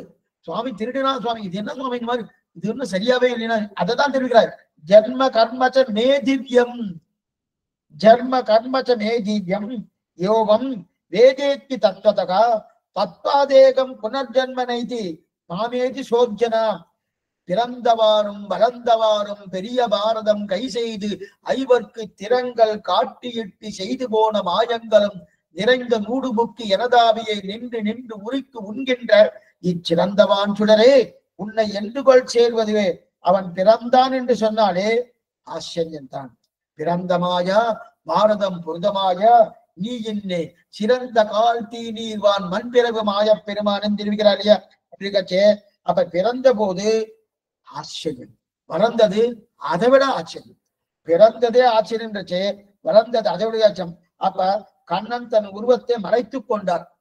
வசுதேவர் இந்த வார்த்தை சொன்ன உடனே 4 சதுர்புஜத்தோடு அது முத்துப்பல் வரிசையோடு திவ்ய ஆபரணங்களோடு நன்றாக இருக்க செய்தே அதையெல்லாம் மறைத்துக்குள் சொன்ன உடனே எல்லாத்தையும் மறைச்சிட்டார். மறைச்சிட்டு உடனே என்ன சொன்னார் கண்ணன் பெருமான்? ஒரு கூடையிலே வைத்துக் கொண்டு தலையில வைத்துக் கொண்டு தூக்கி போய் எங்க போகணும்? இக்கரையிலிருந்து யமுனையை தாண்டி அக்கறைக்கு கொண்டு போகணும். இக்கரையிலிருந்து யமுனையை தாண்டி அக்கறைக்கு கொண்டு போகணும் பிரார்த்தி கண்ணன் பெருமான் நியமிக்கிறார். யாரிடத்துல? வசுதேவன்ட்ட. இங்க தூக்கிட்டு போவாங்க. அப்ப தூக்கிட்டு போச்சே, அப்ப உடனே என்ன பண்ணார்? வசுதேவர் கூடையை எடுத்தார், தலையில வச்சிருந்தார். கண்ணன் அந்த கூடைக்குள்ள வச்சிருந்தார். கூடைக்குள்ள வச்சு கதவெல்லாம் சாத்திருக்கு சுவாமி. சிறைச்சாலையில எல்லா கதவும் சாத்தியிருக்கு. காலில் விலங்கு போட்டிருக்கு. ஏன்னா வசுதேவருக்கு காலில் விலங்கு போட்டிருக்கு, காலில் விலங்கு போட்டிருக்கு. சிறைச்சாலை கதவெல்லாம் சாத்தியிருக்கு. காவலாளிகளை நன்னா முடிச்சுட்டு பார்த்துட்டு இருக்கா. இவெல்லாம் இருந்து கட்சி என்ன ஆயிடுச்சு தெரியுமா? இப்ப அந்த மாதிரி இருக்கச்சே அக்கறைக்கு கொண்டு போகணுன்றதுக்காக என்ன பண்ணினா, முதல்ல இங்கிருந்து கிளம்பி போச்சு, கூடக்குள்ள வச்சுட்டு கிளம்பச்சையே சிறைச்சாலை கதவுகள் தன்னடையே திறந்தன. அந்த சங்கிலி போட்டிருக்கணும் வசுதேவுடைய கால்கள்ல. அந்த வசுதேவுடைய சங்கிலிகள் வெடித்தன. எல்லா காவலாளிகள் அங்க இருக்கிற காவலாளிகள் பண்ணா எல்லாரும் நான் தூங்கிட்டார். அப்ப கண்ணன் பெருமான் தெரிவிக்கிறார் வசுதேவிட்ட, இங்கிருந்து நீ அங்க கோகுலத்துக்கு கொண்டு போகணும். கொண்டு போன உடனே அக்கறைக்கு யமுனையை தாண்டி போகணும். யமுனையை தாண்டி அக்கறைக்கு போகணும். அக்கறைக்கு போனோடனே அங்க யசோதை பெண் குழந்தையை பெற்று இருப்பாள். பெண் குழந்தை பெற்றிருக்கச்சு, ஆனாலும் அவ களைப்பா தூங்கிட்டு இருப்பா. அப்பதானே பெற்றிருக்கா. பெத்தபடியாலே களைப்பா அப்படியே சயனிச்சுட்டு இருப்பா. அங்க போய் அந்த யசோதைக்கு பக்கத்துல என்னை அங்க வைத்து விட்டு அங்க பெண் குழந்தை பெற்றிருக்க போனோம். அந்த பெண் குழந்தை அழைத்துக் கொண்டு நீ நேரா மதுரை பக்கத்துக்கு வந்து இங்க வந்து சிறைச்சாலைக்கு வந்துட்டு இந்த வார்த்தை சொன்னான். இந்த வார்த்தை சொன்ன உடனே தலையில தூக்கிண்டு போறார். போயின்னு இருக்கச்சே கண்ணன் கூடைக்குள்ள வந்துட்டார். வந்த உடனே கதவுகள் திறக்கப்பட்டன. கட்டிட சங்கிலிகள்லாம் வெடித்தன. எல்லா காவலாளும் தூங்கினான். தூங்கினோடனே எல்லாரும் அப்படியே தூங்கி அப்படியே மயக்கத்தில் இருக்கச்சே யமுனை ஆற்றை கடக்கிறார் வசுதேவர். வசுதேவர் யமுனை ஆற்றையை கடக்கிறார். கம்பீரமா இருக்கு யமுனையாறு. எப்படி இருக்கு? அத்தனை கம்பீரமா ஓடி இருக்கு.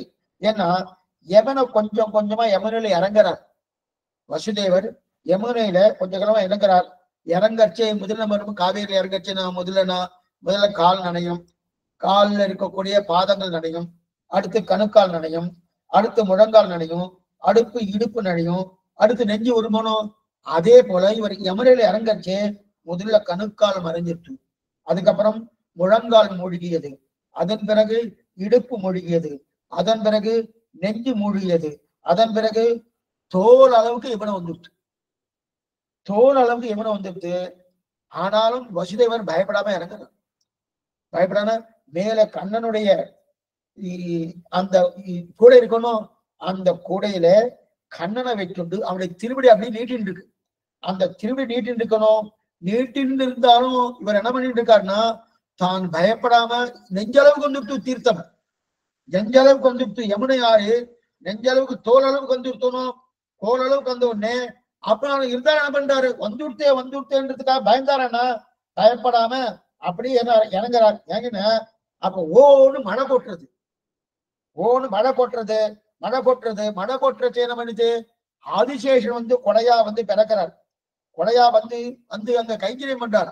ஆதிசேஷன் சென்னால் கொடையாம் இருந்தால் சிங்காசனமாம் நின்னால் மரவடியாம் நின்கடலுள் என்னும் குடையா மணிவிளக்காம் கும்பட்டாம் குல்கமனையாம் திருமார்கரவன்னு ஆதிசேஷன் வந்து கொடையா வந்து நிற்கிறாரு. அப்படிங்கிறது ஆதிசேஷன் பெருமாள் சாணிச்சாரு. பெருமாள் சாணிச்சிருந்தா படுக்கையா இருக்கார், அவர் நின்று இருந்தா பாதுகையா இருக்கார், அவர் உட்கார்ந்தா ஆசனமா இருக்கார். இதெல்லாம் அவருக்கு இருக்கக்கூடிய சென்னால் கொடையாம் இருந்தால் சிங்காசனமாம் நின்னால் மரமடியாம் நீள்கடலுள் என்றும் புனையா அணிவிளக்காம் பொம்பட்டாம் புல்கமனையாம் திருமார்கர அனைத்து கைங்கரியும் ஆதிசேஷன் செய்தாரனோ அந்த கைங்கரியம் செய்தார். ஆதிசேஷன் கொடையா பிறக்க கண்ணனை தூக்கிட்டு போறார். போயிட்டு இருக்கச்சு நெஞ்சு அளவுக்கு தீர்த்தம் வந்துடுச்சு. யமுனா நதி என்ன நெஞ்சு அளவுக்கு வந்துடுத்து. வந்த உடனே அப்ப யமுனா நினைக்கிறார், யமுனை யார் தெரியுமா? யமுனை இந்த சரித்திரம் முன்னாடி சொல்லியிருக்கணும், அதை விட்டுட்டேன்.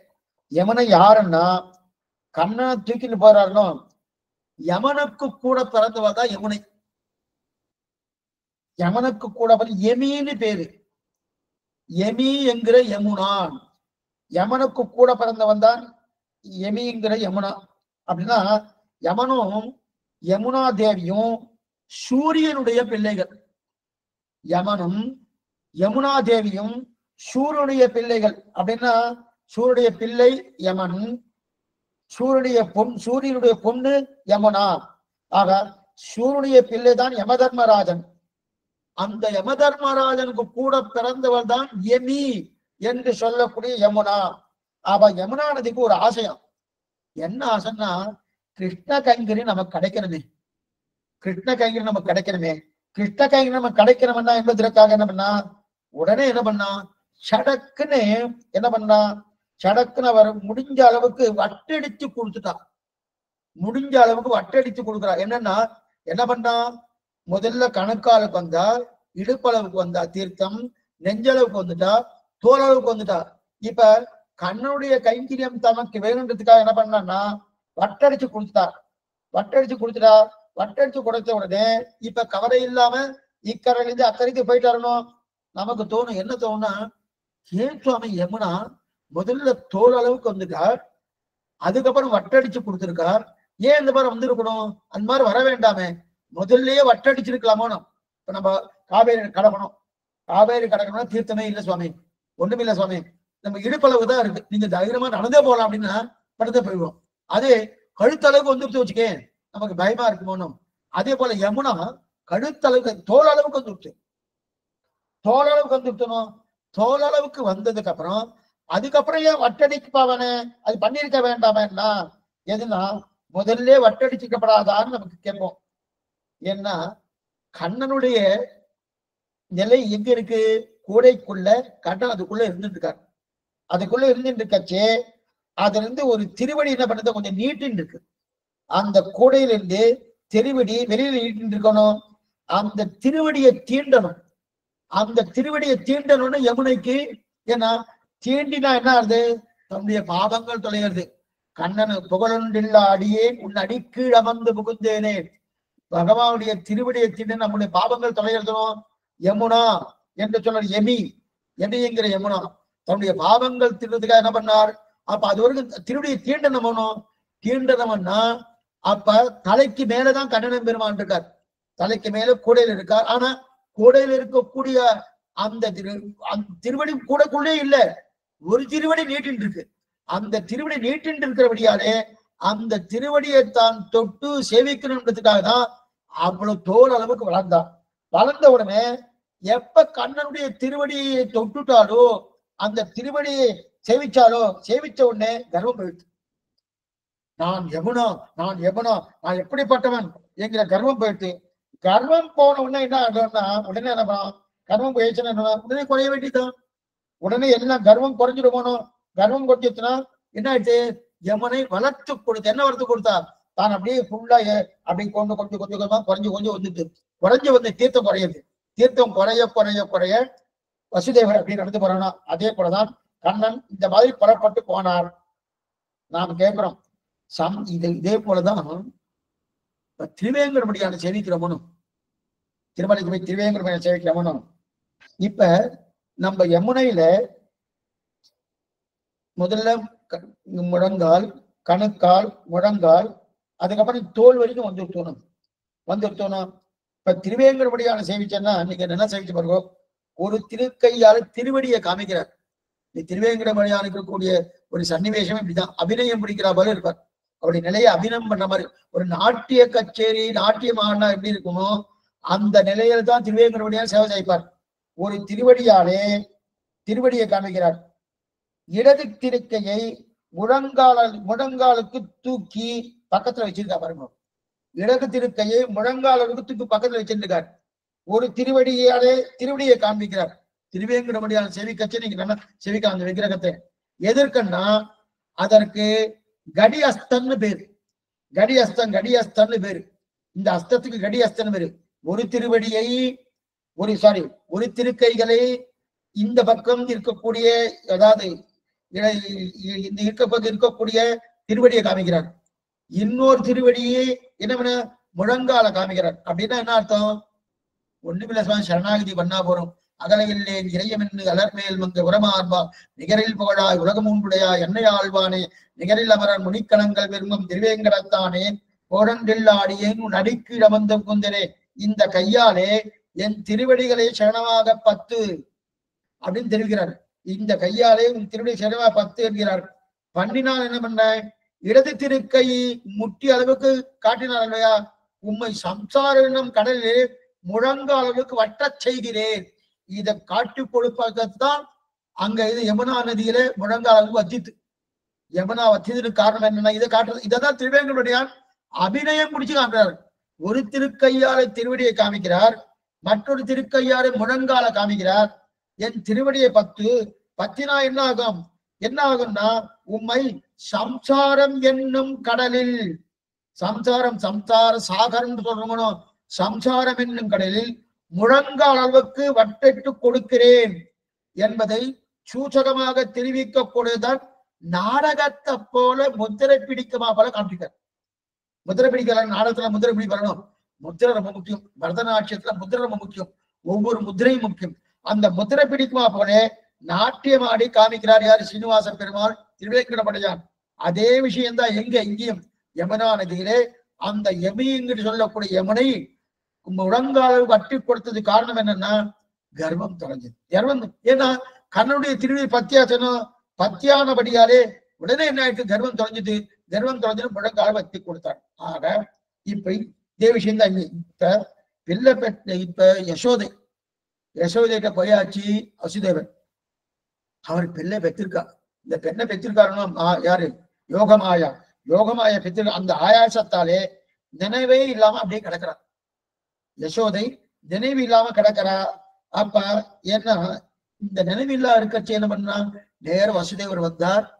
தனக்கு பிறந்த ஆண் குழந்தை, அந்த ஆண் குழந்தை அங்க விட்டுட்டு பெண் குழந்தை எடுத்துட்டு வந்துட்டார். இப்ப ஆண் குழந்தையை விட்டா யசோதையுடைய பக்கத்துல போட்டுட்டு பெண் குழந்தையை தான் எடுத்துக்கொண்டு தன் தலையில தூக்கி கொண்டு இந்த பக்கம் வந்துட்டார்.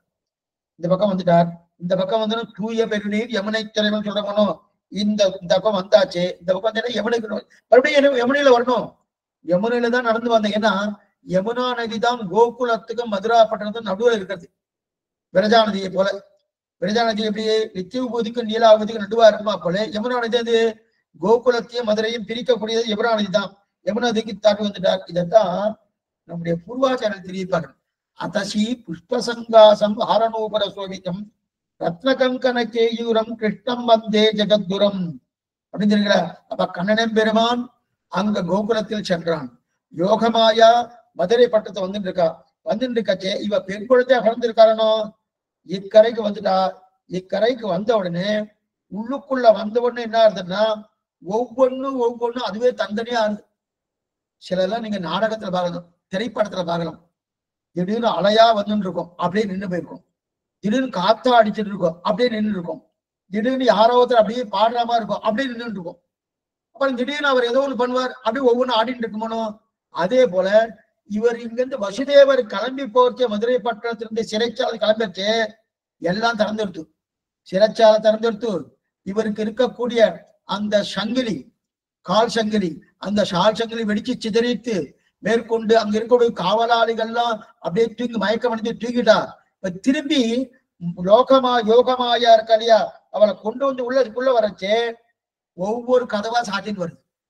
இதெல்லாம் நீங்க திரைப்படத்துல தான் நீங்க பார்க்கலாம். ஆனா இது முன்னாடியே கண்ணனை பெருமாள் பண்ணிட்டார். அப்ப ஒவ்வொரு கதவா சாத்திக்கிறது, ஒவ்வொரு கதவா சாத்திட்டு நேர சிறைச்சாலைக்குள்ள போயாச்சு. சிறைச்சாலைக்குள்ள போன உடனே அந்த சங்கிலிகள் மறுபடியும் வசுதேவராலே காலில் கட்டப்பட்டது. மறுபடியும் கதவுகள் தானே பூட்டி கொண்டது. அதற்கு மேற்கொண்டு காவலாளெல்லாம் திறந்துட்டா. காவலாளெல்லாம் மயக்கம் வந்து எழுந்துட்டான். எல்லாரும் எழுந்துட்டா. எழுந்த உடனே 8வது குழந்தை வீர்னு அழுது. 8வது குழந்தை வீர்னு அழுதது. ஏன்னா அழுத உடனே என்ன சாமானியமா ஆண் குழந்தையை காட்டிலும் பெண் குழந்தைக்கு சப்தம் அதிகமா இருக்கும். ஆண் குழந்தையை காட்டும் பெண் குழந்தைக்கு சப்தம் அதிகமா இருக்கும்.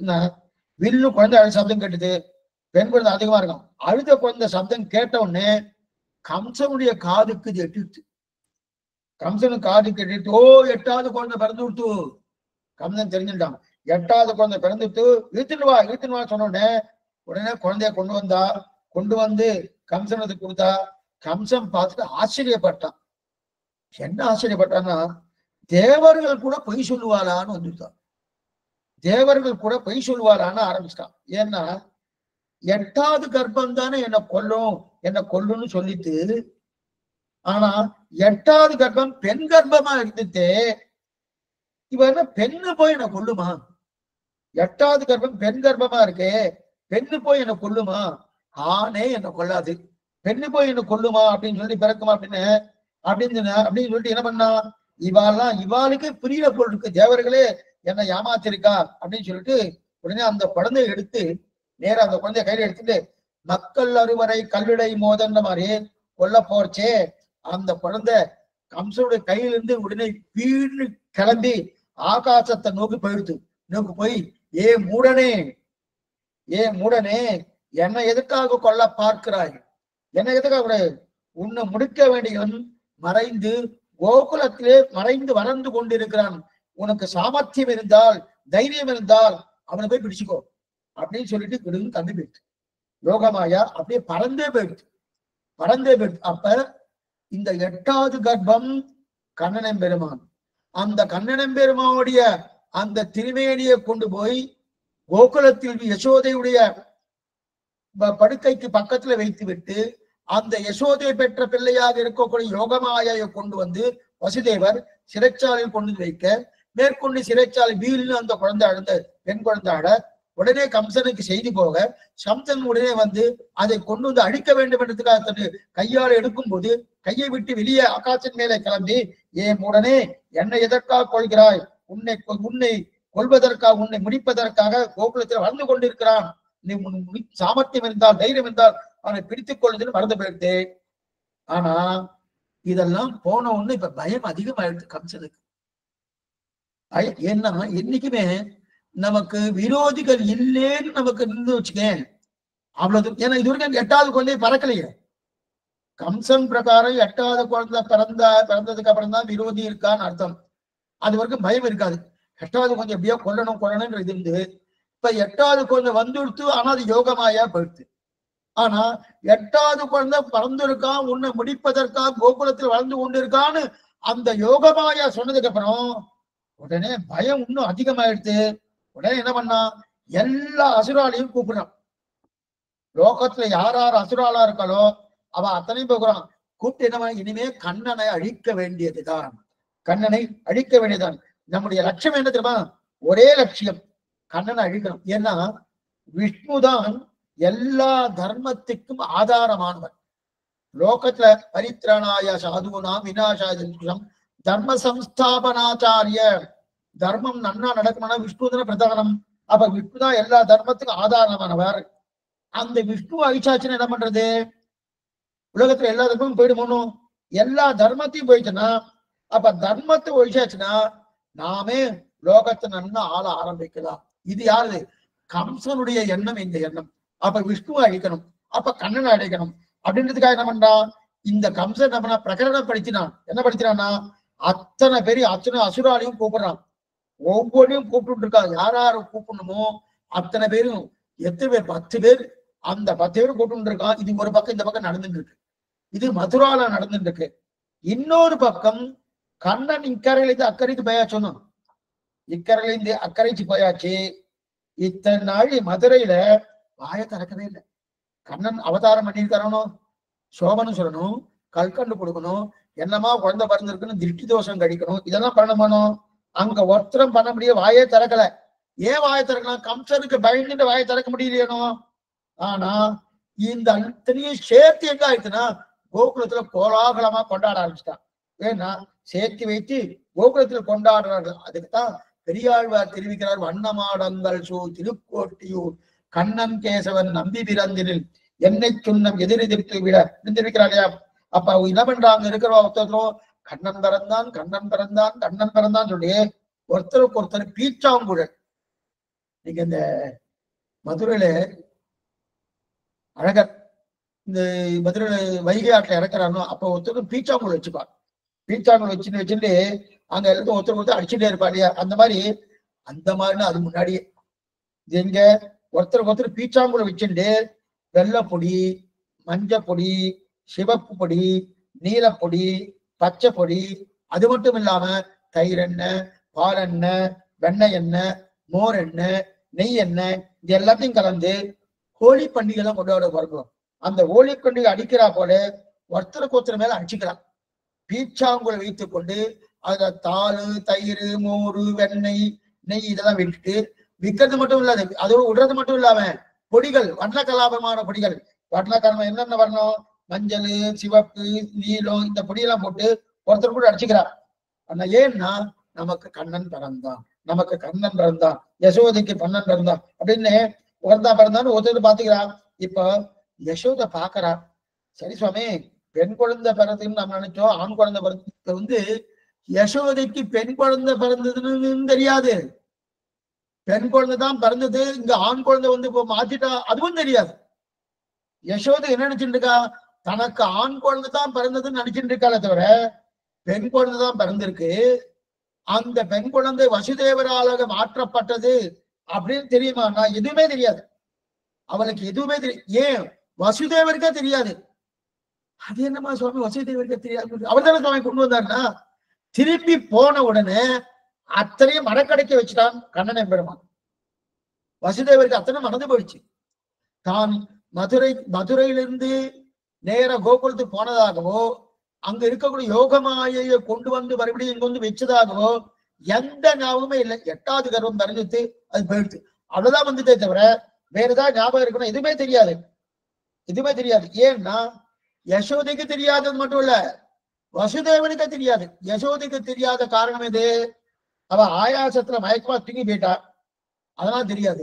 வசுதேவருக்கு இதெல்லாம் தெரியப்பட வேண்டான்னு கண்ணன் பெருமான பண்ணிட்டார். அது ஒண்ணுமே தெரியாது. இப்ப மறுநாள் ஆச்சு. மறுநாள் எழுத்தவொன்னு ஊரே கூழித்து. இதெல்லாம் நடந்தது ராத்திரி தானே, ராத்திரி நடந்திருக்கு. மறுநாள் ஊரே குளித்து நம்ம நந்தகோபனுக்கும் யசோதைக்கும் குழந்தை பிறந்தாச்சாமே, எல்லாருக்கும் ஒரே ஆனந்தம். நந்தகோபனுக்கும் அதே யசோதைக்கும் குழந்தை பிறந்துட்டாமே அப்படின்னு ஒரே ஆனந்தம்.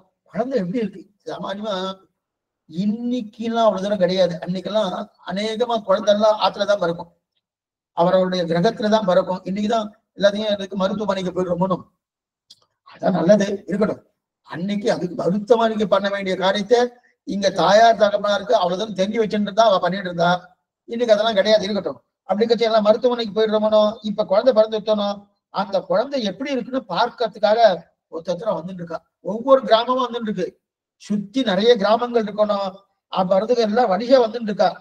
எப்படி வரா தெரியுமா? அது பெரியாழ்வா தெரிவிக்கிறார். எப்படி வராருன்னா, ஓடுவார் விடுவார் உகந்தாளிப்பார் நாடுவார் நம்பிரான் எங்குற்றான் என்பார் பாடுவார்களும் பல்வலை கொட்டன் என்று ஆடுவார்களும் ஆயிற்று ஆயப்பாடியே அப்படின்னா ஓட்டமா ஓடி வரலாம். ஓ கண்ணன் பிறந்திருக்காகவே நந்தகோபனுக்கும் யசோதைக்கும் ஏதோ புள்ள பிறந்திருக்காகவே போய் பார்க்கணுமே அப்படின்னு ஓடி வரா. ஓடி வரச்சே அவாவா நெய்யையும் பாலையும் அதே போல மோரையும் எல்லாம் போட்டு பீச்சாங்குழல போட்டு ஒருத்தர் கூட அடிச்சுட்டாரணும். நந்தகோபுரம் குழந்தை பிறந்துட்டு யசோதைக்கு குழந்தை பிறந்துட்டுன்னு அந்த ஆனந்தத்தாலே பீச்சாங்குழலால அடிச்சுட்டாரணும். அதனால அந்த இடமெல்லாம் சகதியா போயிடுது. அந்த இடம் பூர்த்தியா ஒரே சகதியா போயிடுது. வசதியா போன அப்ப ஓடி வரா. முதல்ல குழந்தைய பார்க்கணும் ஓடி வரா. அந்த ஓடி வந்த வேகத்துல என்ன வடிக்கு விழுந்துடுறான். ஓடுவார் விடுவார் உகந்தாளிப்பார். அப்படியே நேரடியா பார்த்து பேசுற மாதிரி பெரியாழ்வார் பேசியிருக்கார். வண்ணமாடங்கள் சூ திருக்கோட்டி ஒரு இந்த பதிகத்துல எடுத்திருக்கார். ஓடுவார் விடுவார் உகந்தாளிப்பார். அங்கிருந்து ஓடி வரா. கண்ணனை எப்படியா சேவிக்கணுமே பார்க்கணுமேனு, எப்படி குழந்தை பிறந்திருக்குன்னு பார்க்கணுமே ஓடி வரா. ஓடி வந்த உடனே இங்க பீச்சாங்குடலாலே பீச்சப்பட்ட அந்த தண்ணீராலே சேரு சகதியமாக ஆனபடியாலே ஒருத்தர் வழுந்து வீழ்ந்துட்டோமனும். விழுந்த உடனே அடிபட்டுதான் பாக்கணும். விழுந்து சுவாமி இங்க சராப்பி ஏற்பட்டிருக்கு, இங்க ஏதோ கொஞ்சம் அடிபட்டிருக்கு, இங்க வந்து இந்த அடிபட்டிருக்கு, இங்க ஏதோ கொஞ்சம் தூக்கவே கை தூக்க முடியும் பார்க்கணுமோனோ. அதெல்லாம் எதுவுமே பார்க்கலையா. ஏன் சுவாமி அடிபட்டதெல்லாம் பார்க்க வேண்டாம்? பார்க்கவே இல்லை. கண்ணனை பார்க்கணும் ஆசையாலே அப்படியே ஓடி வந்துட்டார். அப்படியே உங்க இப்ப என்ன ஆயிடுச்சு? கூட்டம் அதிகமாயிடுச்சு. ஓடுவார் விடுவார் உகந்தாளிப்பார்னு கூட்டம் அதிகமாயிடுச்சு. நெரிசல் அதிகமாயிடுச்சு. இப்ப யசோதை பார்த்தா இவ்வளவு கூட்டமாயிடுச்சு, என்ன பண்ண அசேதமாயிடுச்சு. அதெல்லாம் என்ன பண்ணா யசோதை பார்த்துட்டு வாசப்படியில ஒரு பலகை போட்டாலாம். என்ன பலகை போட்டார்னா, இன்னென்ன கிராமத்துக்காரர்கள் இன்னென்ன நேரத்துக்கு வரலாம். ஒரு இப்பெல்லாம் கூட்டம் அதிகமாயிடுச்சு வச்சுக்கேன். அந்த காலத்துல ரேஷன் கார்டு கொடுக்கறச்சு என்ன பண்ணுவான்னா, இந்தந்த தேதியில தான் இவாளுக்குன்னு போட்டுப்பான். இன்னைக்கு எல்லாமே எல்லா தேதிக்கும் போயிடலாம் இன்னைக்கு. ஆனா இந்தந்த தேதி தான் இவா வரலாம். இந்த கூட்டம் அதிகமா இருக்குன்னு அதே போல பலகை போட்டா. என்ன பலகை போட்டோன்னா, இந்த கிராமத்துல இருக்கிறவா இந்த நேரத்துல, இந்த கிராமத்துல இருக்கிறவா இந்த நேரத்துல, இந்த கிராமத்துல இந்த நேரத்துல அப்படின்னு கூட்டம் அல்லாத எல்லாரும் ஒரே கூட்டாதீங்கோ அப்படின்னு சொல்றேன் இல்லையா. ஒருத்தரும் மோதிக்கிறான். அந்த மோதின்னு வரா இல்லையா. இப்ப கண்ணை தொட்டில போட்டுக்கா. கண்ணை தொட்டில போட்டுன்னு வரிசையா ஒருத்தர பார்த்துட்டு இருக்கா. இவா பாக்குறா அவா பாக்குறா அத்தா பாக்குறா. இந்த நாளா இருந்தா இன்னைக்கு என்ன ஆகும்? இன்னைக்கு நம்ம என்ன நினைப்போம்? சுவாமி என்ன சுவாமி இத்தனை பேர் வந்து பார்த்துட்டு இருக்கா, தொத்து வியாதி வந்துடும். இது நமக்கு என்ன சொல்லுவோம்? தொத்து வியாதி வந்துடும். எல்லாரும் அதுலயும் இன்னைக்கு முக்கியமா என்ன பண்ற, ஆபரேஷன் ஆயிடுச்சுன்னு வச்சுக்கேன், யாரையும் உள்ள விட வேண்டாம், ஐசி வார்டுல இருக்கா, யாரும் போகக்கூடாது அப்படின்னு சொல்லிட்டு வச்சுட்டு இருக்காரு. இருக்கட்டும், நல்ல விஷயம் தான் அது. ஆனா இன்னைக்கு என்ன பண்ண, குழந்தை பிறந்தோன்னு தொத்துவாதி வந்துன்னு சொல்லுவாரு. ஆனா அந்த குழந்தைக்கு வரிசையா எல்லாரும் பார்க்க வரா. வரிசையா எல்லாரும் பார்க்க வரா.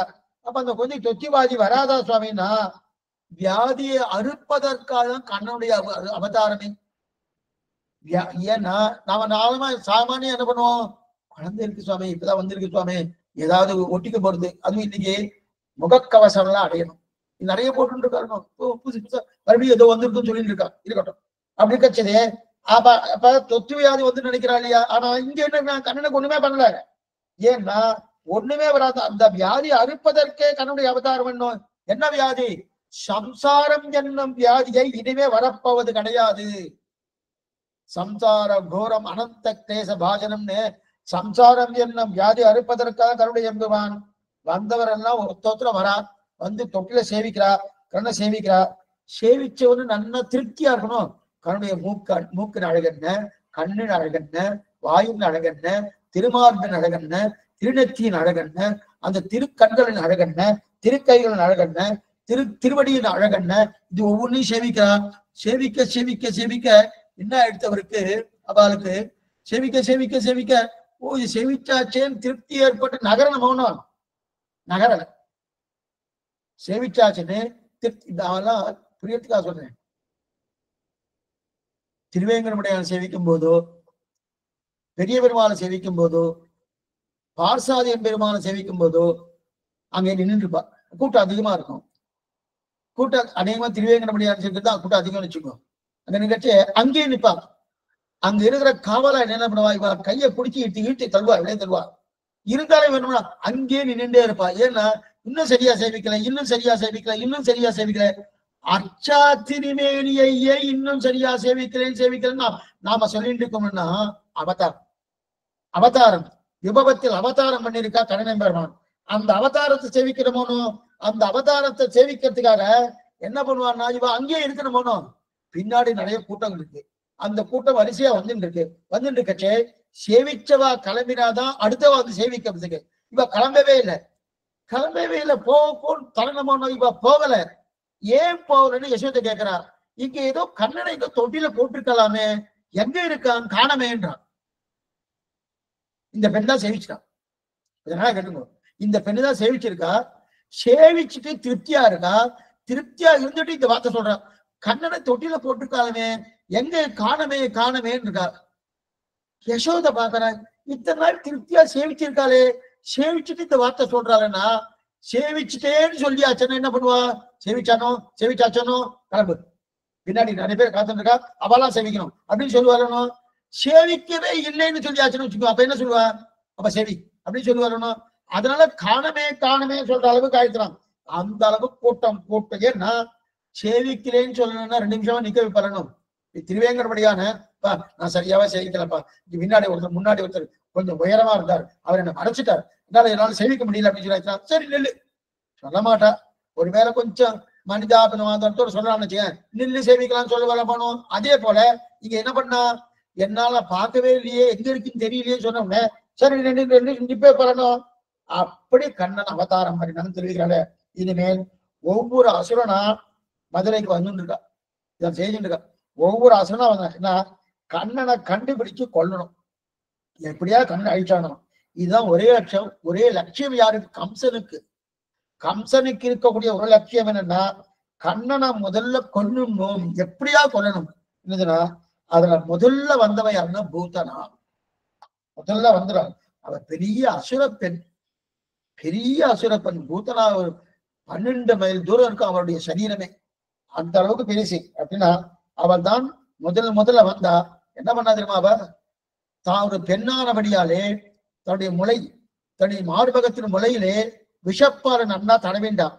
விஷப்பாலை நன்னா தடவி கொண்டு இந்த விஷப்பாலை கண்ணனுக்குத்தான் ஊட்டணும்னு நேரா கண்ணனை தேடிட்டு வரா. ஏன்னா பால்ல நல்லா விஷத்தை வச்சுட்டு இருக்கா. பால்ல நல்லா விஷத்தை ஏற்றி கொண்டு நன்னா வந்தா. பால்ல விஷத்தை ஏற்றிட்டு என்ன பண்ணணும், அப்ப என்ன நினைக்கிறா, இந்த பால்ல விஷத்தை, இந்த மலைப்பால்ல விஷத்தை ஏற்றிருக்கேன், இது கண்ணனை மட்டுமே கொல்லணும், வேற யாரையும் கொல்லக்கூடாது, என்னையும் கொல்லக்கூடாது, கண்ணனுக்காக மட்டுமே நினைச்சிட்டு வந்தாலும். இந்த அண்ணனுக்கு இருக்கக்கூடிய ஒரு அபிப்பிராயம் என்ன தெரியுமா, தனக்குன்னு எதை கொண்டு வந்தாலும் கண்ணனுக்கு ரொம்ப பிடிக்குமா. தனக்குன்னு எதை கொண்டு வந்தாலும் இது கண்ணனுக்குன்னே இது அனன்யார் விசேஷத்துவம்னு பேரு. பகவானுக்காகவே அப்படின்னு சொல்றோமோ, அவனுக்காகவே, அவனாலே அவனை அடைதல், அவனுக்காகவே அப்படின்றமோ. அப்ப கண்ணனுக்காகவே இருந்துச்சுன்னா அது ரொம்ப பிடிக்குமா. கண்ணனுக்கும் உண்டு, இன்னொருத்தருக்கும் உண்டுன்னா அவருக்கு தூரம் பிடிக்காது. அப்பன்னா இன்னொருத்தருக்கும் அவருக்கும் வந்துட்டுன்னு வச்சுக்கேன், அவருக்கு அவ்வளவு தூரம் பிடிக்காது. அவருக்கு அவ்வளவு தூரம், கண்ணனுக்கு அவ்வளவு தூரம் பிடிக்காது. தனக்குன்னு இருந்தாதான், தனக்காக தனக்கேயாக எனக்குள்ள மீதே எனக்கே கண்ணனை ஆண்கொள் திருப்பே. அப்ப தனக்கும் எனக்கும் அல்ல, எனக்கும் தனக்கும் அல்ல, தனக்கேயாக தெரிவிக்கிறாளையா, அந்த நிலை கண்ணனுக்கு ரொம்ப பிடிக்கும். சில குழந்தைகள்லாம் இருக்கா, சில குழந்தைகள்லாம் என்னன்னா அவளுக்கு தான் பிடிக்கும், வேற யாரும் பிடிக்காது. ஒரு இனிப்பு பண்ணணும் வந்துட்டுங்க, ஒரு ஸ்வீட், அந்த இனிப்பு பண்ண வந்துட்டுன்னா அந்த குழந்தை மட்டும் தான் சாப்பிடும், வேற யாரும் சாப்பிடக்கூடாது. என்ன சுவாமியே சாப்பிடக்கூடாதுன்னா அதுக்கு அந்த மாதிரி சுபாவம். தனக்கே இருக்கு இல்லையா, வேற யாரும் கொடுத்துட்டோம் வச்சுக்கேன், ஊன்னு அழ ஆரம்பிச்சிடும். அது மட்டும் இல்ல, சில குழந்தைலாம் விளையாடிட்டு இருக்கச்சே அந்த குழந்தையே நம்ம பார்க்கணும். நம்ம பார்க்காம வேற எங்கேயா பராக்கு பார்த்தோம்னா உடனே அந்த குழந்தைக்கு கோபம் வந்துடும்.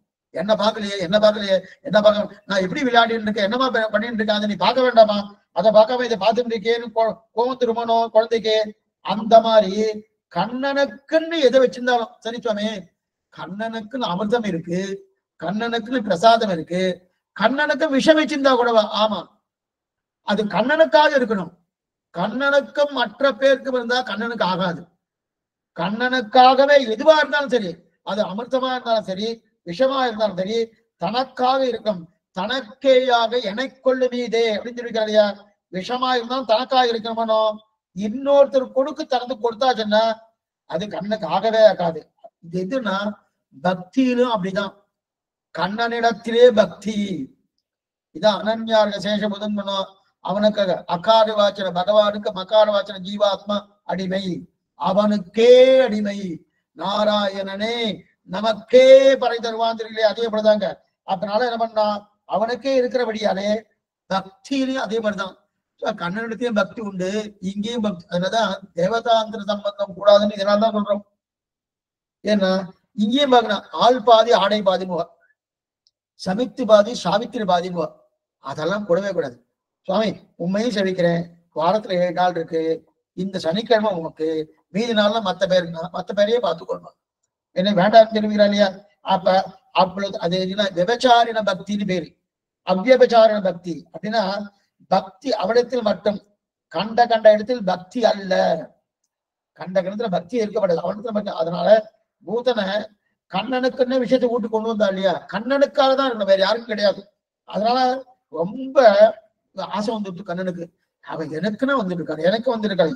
இவன் என்ன பண்ணா, பூத்தனா அழகான பெண் வடிவம், அப்படிப்பட்ட பெண் வடிவத்தை எடுத்துக்கொண்டு நேர கண்ணனை தேடிட்டு வந்துட்டு இருக்கான்.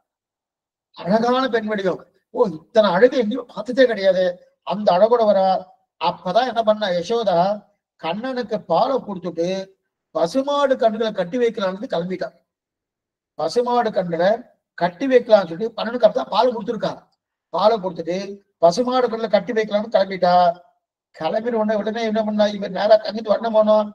அங்கிருந்து வர வச்சு நேர வந்து இந்த பூத்தனை என்ன பண்ணா, பாலை கொடுப்பதற்காக நன்னா பாலை கொடுக்குறோமோனோ, அந்த பாலை கொடுக்க போறச்சே என்ன பண்ணா, யாரு வந்திருக்கான்னு கண்ணன் பெருமான் நன்னா தெரிஞ்சுட்டார். தெரிஞ்சுட்டு என்ன பண்றார், இவ பாலை கொடுக்கறது சொன்னா பண்ணி பாலை கொடுக்க தயாரா இருக்கார். இத பத்ரிகாஷ்டம் அந்த பதிகத்துல திருமங்கையாழ்வார் தெரிவிக்கிறார். ஒரு பதிகம் 20 பாசனம் பத்ரிக்கு அனுகிரகம் பண்ணார், மங்களாசாசனம் பண்ணார். அதுல ஒரு பாட்டு, முற்றமூத்து கோல் துணையா முன்னடி நோக்கி வளைத்து இட்டகால் போல் தள்ளி மல்ல இருங்கந்திலையாமுன் பெற்ற தாய் போல் வந்த பேச்சு பெருமலையோடு உயிரை வற்ற வாங்கி உண்டவாயன் பதறி வணங்குதுமே, உயிரை வற்ற வாங்கி உண்டவாயன் பதறி வணங்குதுமே. இப்ப என்ன பண்ணா, அந்த பூத்தனா கண்ணனை எடுத்து தன் மடியில உட்கார வச்சுட்டான். கண்ணனை எடுத்து அந்த மடியில உட்கார வச்சுட்டா. இது அண்ணா என்ன, இவன் நினைச்சுட்டா இது ஒரு சின்ன குழந்தை, என்ன பண்ண போறது என்ன பண்ண போறது. ஆனா மடியில வச்சுட்டு இருக்கிறது பெரிய விஷப்பாம்புன்னு அவளுக்கு தெரியாது. இது எப்படிப்பட்டது அப்படின்னு அவளுக்கு தெரியல. என்ன பண்ணா, மடியில நல்லா உட்கார வச்சுட்டா. அழகான குழந்தை, இது நல்லா சாப்பிட போறது, நாமே கொல்ல போகிறோம், என்ன போறோம்னு நினைச்சுட்டு இருக்கா. இத பராசர மகரிஷி தெரிவிக்கிறார். விஷ்ணு புராணத்தை என்ன தெரிவிக்கிறான்னா, கண்ணன் யாரோடையும் சண்டையே போட மாட்டான். ராமனுக்கும் கண்ணனுக்கும் இதுல கொஞ்சம் வித்தியாசம் உண்டு. ராமனுக்கும் கண்ணனுக்கும் ராமன் நேர்மையை வடிவானவன், ஆர்ஜவன், பூர்ணமா நேர்மை. ஏன்னா என்னைக்காக வில்ல பிடிச்சிட்டு இருப்பார், வில்ல பிடிச்சு அம்பு எடுத்துக்கொண்டு எல்லாத்தையும் சண்டை போட்டு கஷ்டப்பட்டு ஜெயிப்பது என்பதுதான் ராமனுக்கு தெரியும்.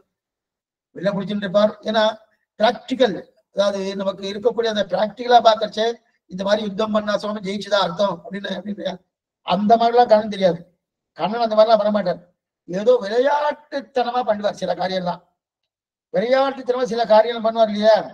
அப்ப விளையாட்டுத்தனம் சில காரியம் பண்றச்சு என்ன பாலப்பிரியா பிராயம்னு பேரு. விளையாட்டு பருவம்னா விளையாட்டு பருவம், அந்த பருவம் இருக்கணும், அப்படியே விளையாடிட்டு இருப்பார். விளையாட்டு இருக்கச்சு அந்த விளையாட்டுல என்ன பண்ணுவான், அவனவன் வந்து பிராணனை விட வேண்டியதுதான். அந்த விளையாட்டுக்குள்ளே அவனவன் வந்து பிராணனை விட வேண்டியதுதான். ஒண்ணுமே இல்லை, விளக்கேற்றி வச்சிருக்கோம். விளக்கேற்றி வச்சோம்னு அதுல விட்டில் பூச்சி நீங்க கேள்விப்பட்டிருக்கணும். விட்டில் பூச்சி, அந்த விட்டில் பூச்சி என்ன பண்ணணும், அதை கூப்பிடனா வேண்டாம். நம்ம விளக்கேற்றி வச்சிருக்க விட்டில் பூச்சி, வா விளக்கேற்றி வச்சிருக்க கூப்பிடணுமா வேண்டாம். கூப்பிடவே வேண்டாம். அது என்ன பண்ணும், வெற்றில் பூச்சி தானே வந்து அந்த விளக்குல வந்து விழுந்து பிராணனை விட்டுடும். விளக்குல வந்து விழுந்து பிராணனை விட்டுடும். வெற்றில் பூச்சி கூப்பிடுறதே கிடையாது. அதே போலதான் கண்ணனுக்கு இப்ப என்ன ஆயிடுது, பூதனா வந்துட்டா, தன் மடியில எடுத்து உட்கார வச்சுட்டா.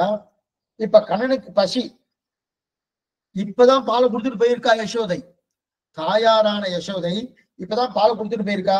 ஆனா பசி இருந்தாலும், ஏன் நான் உலகமுண்ட பெரிவாய் இல்லையா, யசோதையுடைய பால் மட்டும் போருமா, போராதனோ, உலகத்தையே விழுங்கினவருக்கு யசோதை பால் போராதனோ. அதனால பசி. சில குழந்தைகள்லாம் அப்பதான் சாப்பிட்டுருப்பா, திருப்பி ஒரு பசி இருக்கும். இன்னைக்கும் உண்டு, சில குழந்தைகள்லாம் உண்டு. சில குழந்தைக்கு நிறைய பால் சாப்பிடணும், கொடுத்து முடிச்ச போன பிறகும் ஒரு அரை மணி நேரம் பால் வந்துருவோம். கண்ணனுக்கோ உலகத்தையே சாப்பிட்ட பழக்கம் பண்ணும். அதனால உடனே பால் வேணும். அப்பதான் பூத்தனை வந்திருக்கா. வந்தவன் என்ன பண்ணா, எடுத்து வச்சுட்டு பால் கொடுக்குறா. ரொம்ப பசி.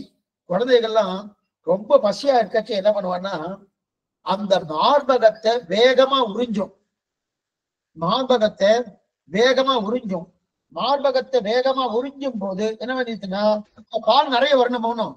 வேகமா உறிஞ்சணும், பால் நிறைய வரணும், பால் வரணும். அந்த வேகமா உறிஞ்சும் போது அந்த உறிஞ்சுற வேகத்திலே அந்த மார்பகத்துல தானே பிராணன் இருக்கு, அந்த பிராணனும் சேர்ந்து விடும்.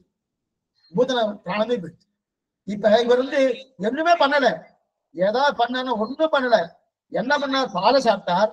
பாலை சாப்பிடறதுக்கு கிட்டக்க போனோடனே அந்த கிட்டக்க போய் அந்த உறிஞ்சும் போது அந்த உறிஞ்சிற வேகம் கோர பசி. பசியால நன்னா உறிஞ்சிற, பசியால நன்னா உறிஞ்சி சில குழந்தைகளாம் உறிஞ்சிற வேகத்துல பின்னாடி இருக்கிற பிராணனோடு சேர்ந்து வந்துட்டு, அதான் தெரிகிறார். என் பிராணனோடு சேர்ந்து வந்துட்டணும், அதைத்தான் தெரிகிறார். ஆகா, பூதனை பிராணம் போயிடுச்சு. அப்ப கண்ணனுடைய அவதாரத்துல முதல்ல வந்த அசுர பெண் பூத்தனா, இப்ப பூத்தனா சமரம் ஆயிடுச்சு. அதுக்கப்புறம் யாரு, சகடாசுரன். ஒவ்வொருத்தர வரப்பறா. அவருடைய நிலை என்னன்றது நாளை காலத்துல பார்ப்போம்.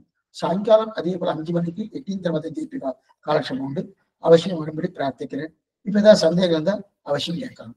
ஆழ்வார் திருமணாட்சியர் திருவடி கணேசனம், ஆச்சாரியன் திருநேசனம், பாகவதால் திருவடிகளே சரணம்.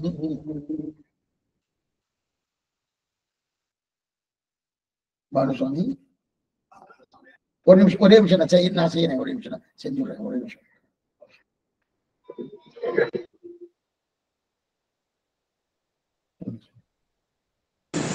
Puriyan Ramanavidasan Swami, Devari Tirodi Puspannana Swami, Sevichikara Swami. Hare Swami. Dhanyasmi Swami, Adiyan Srimate Ramanujaya Namaha.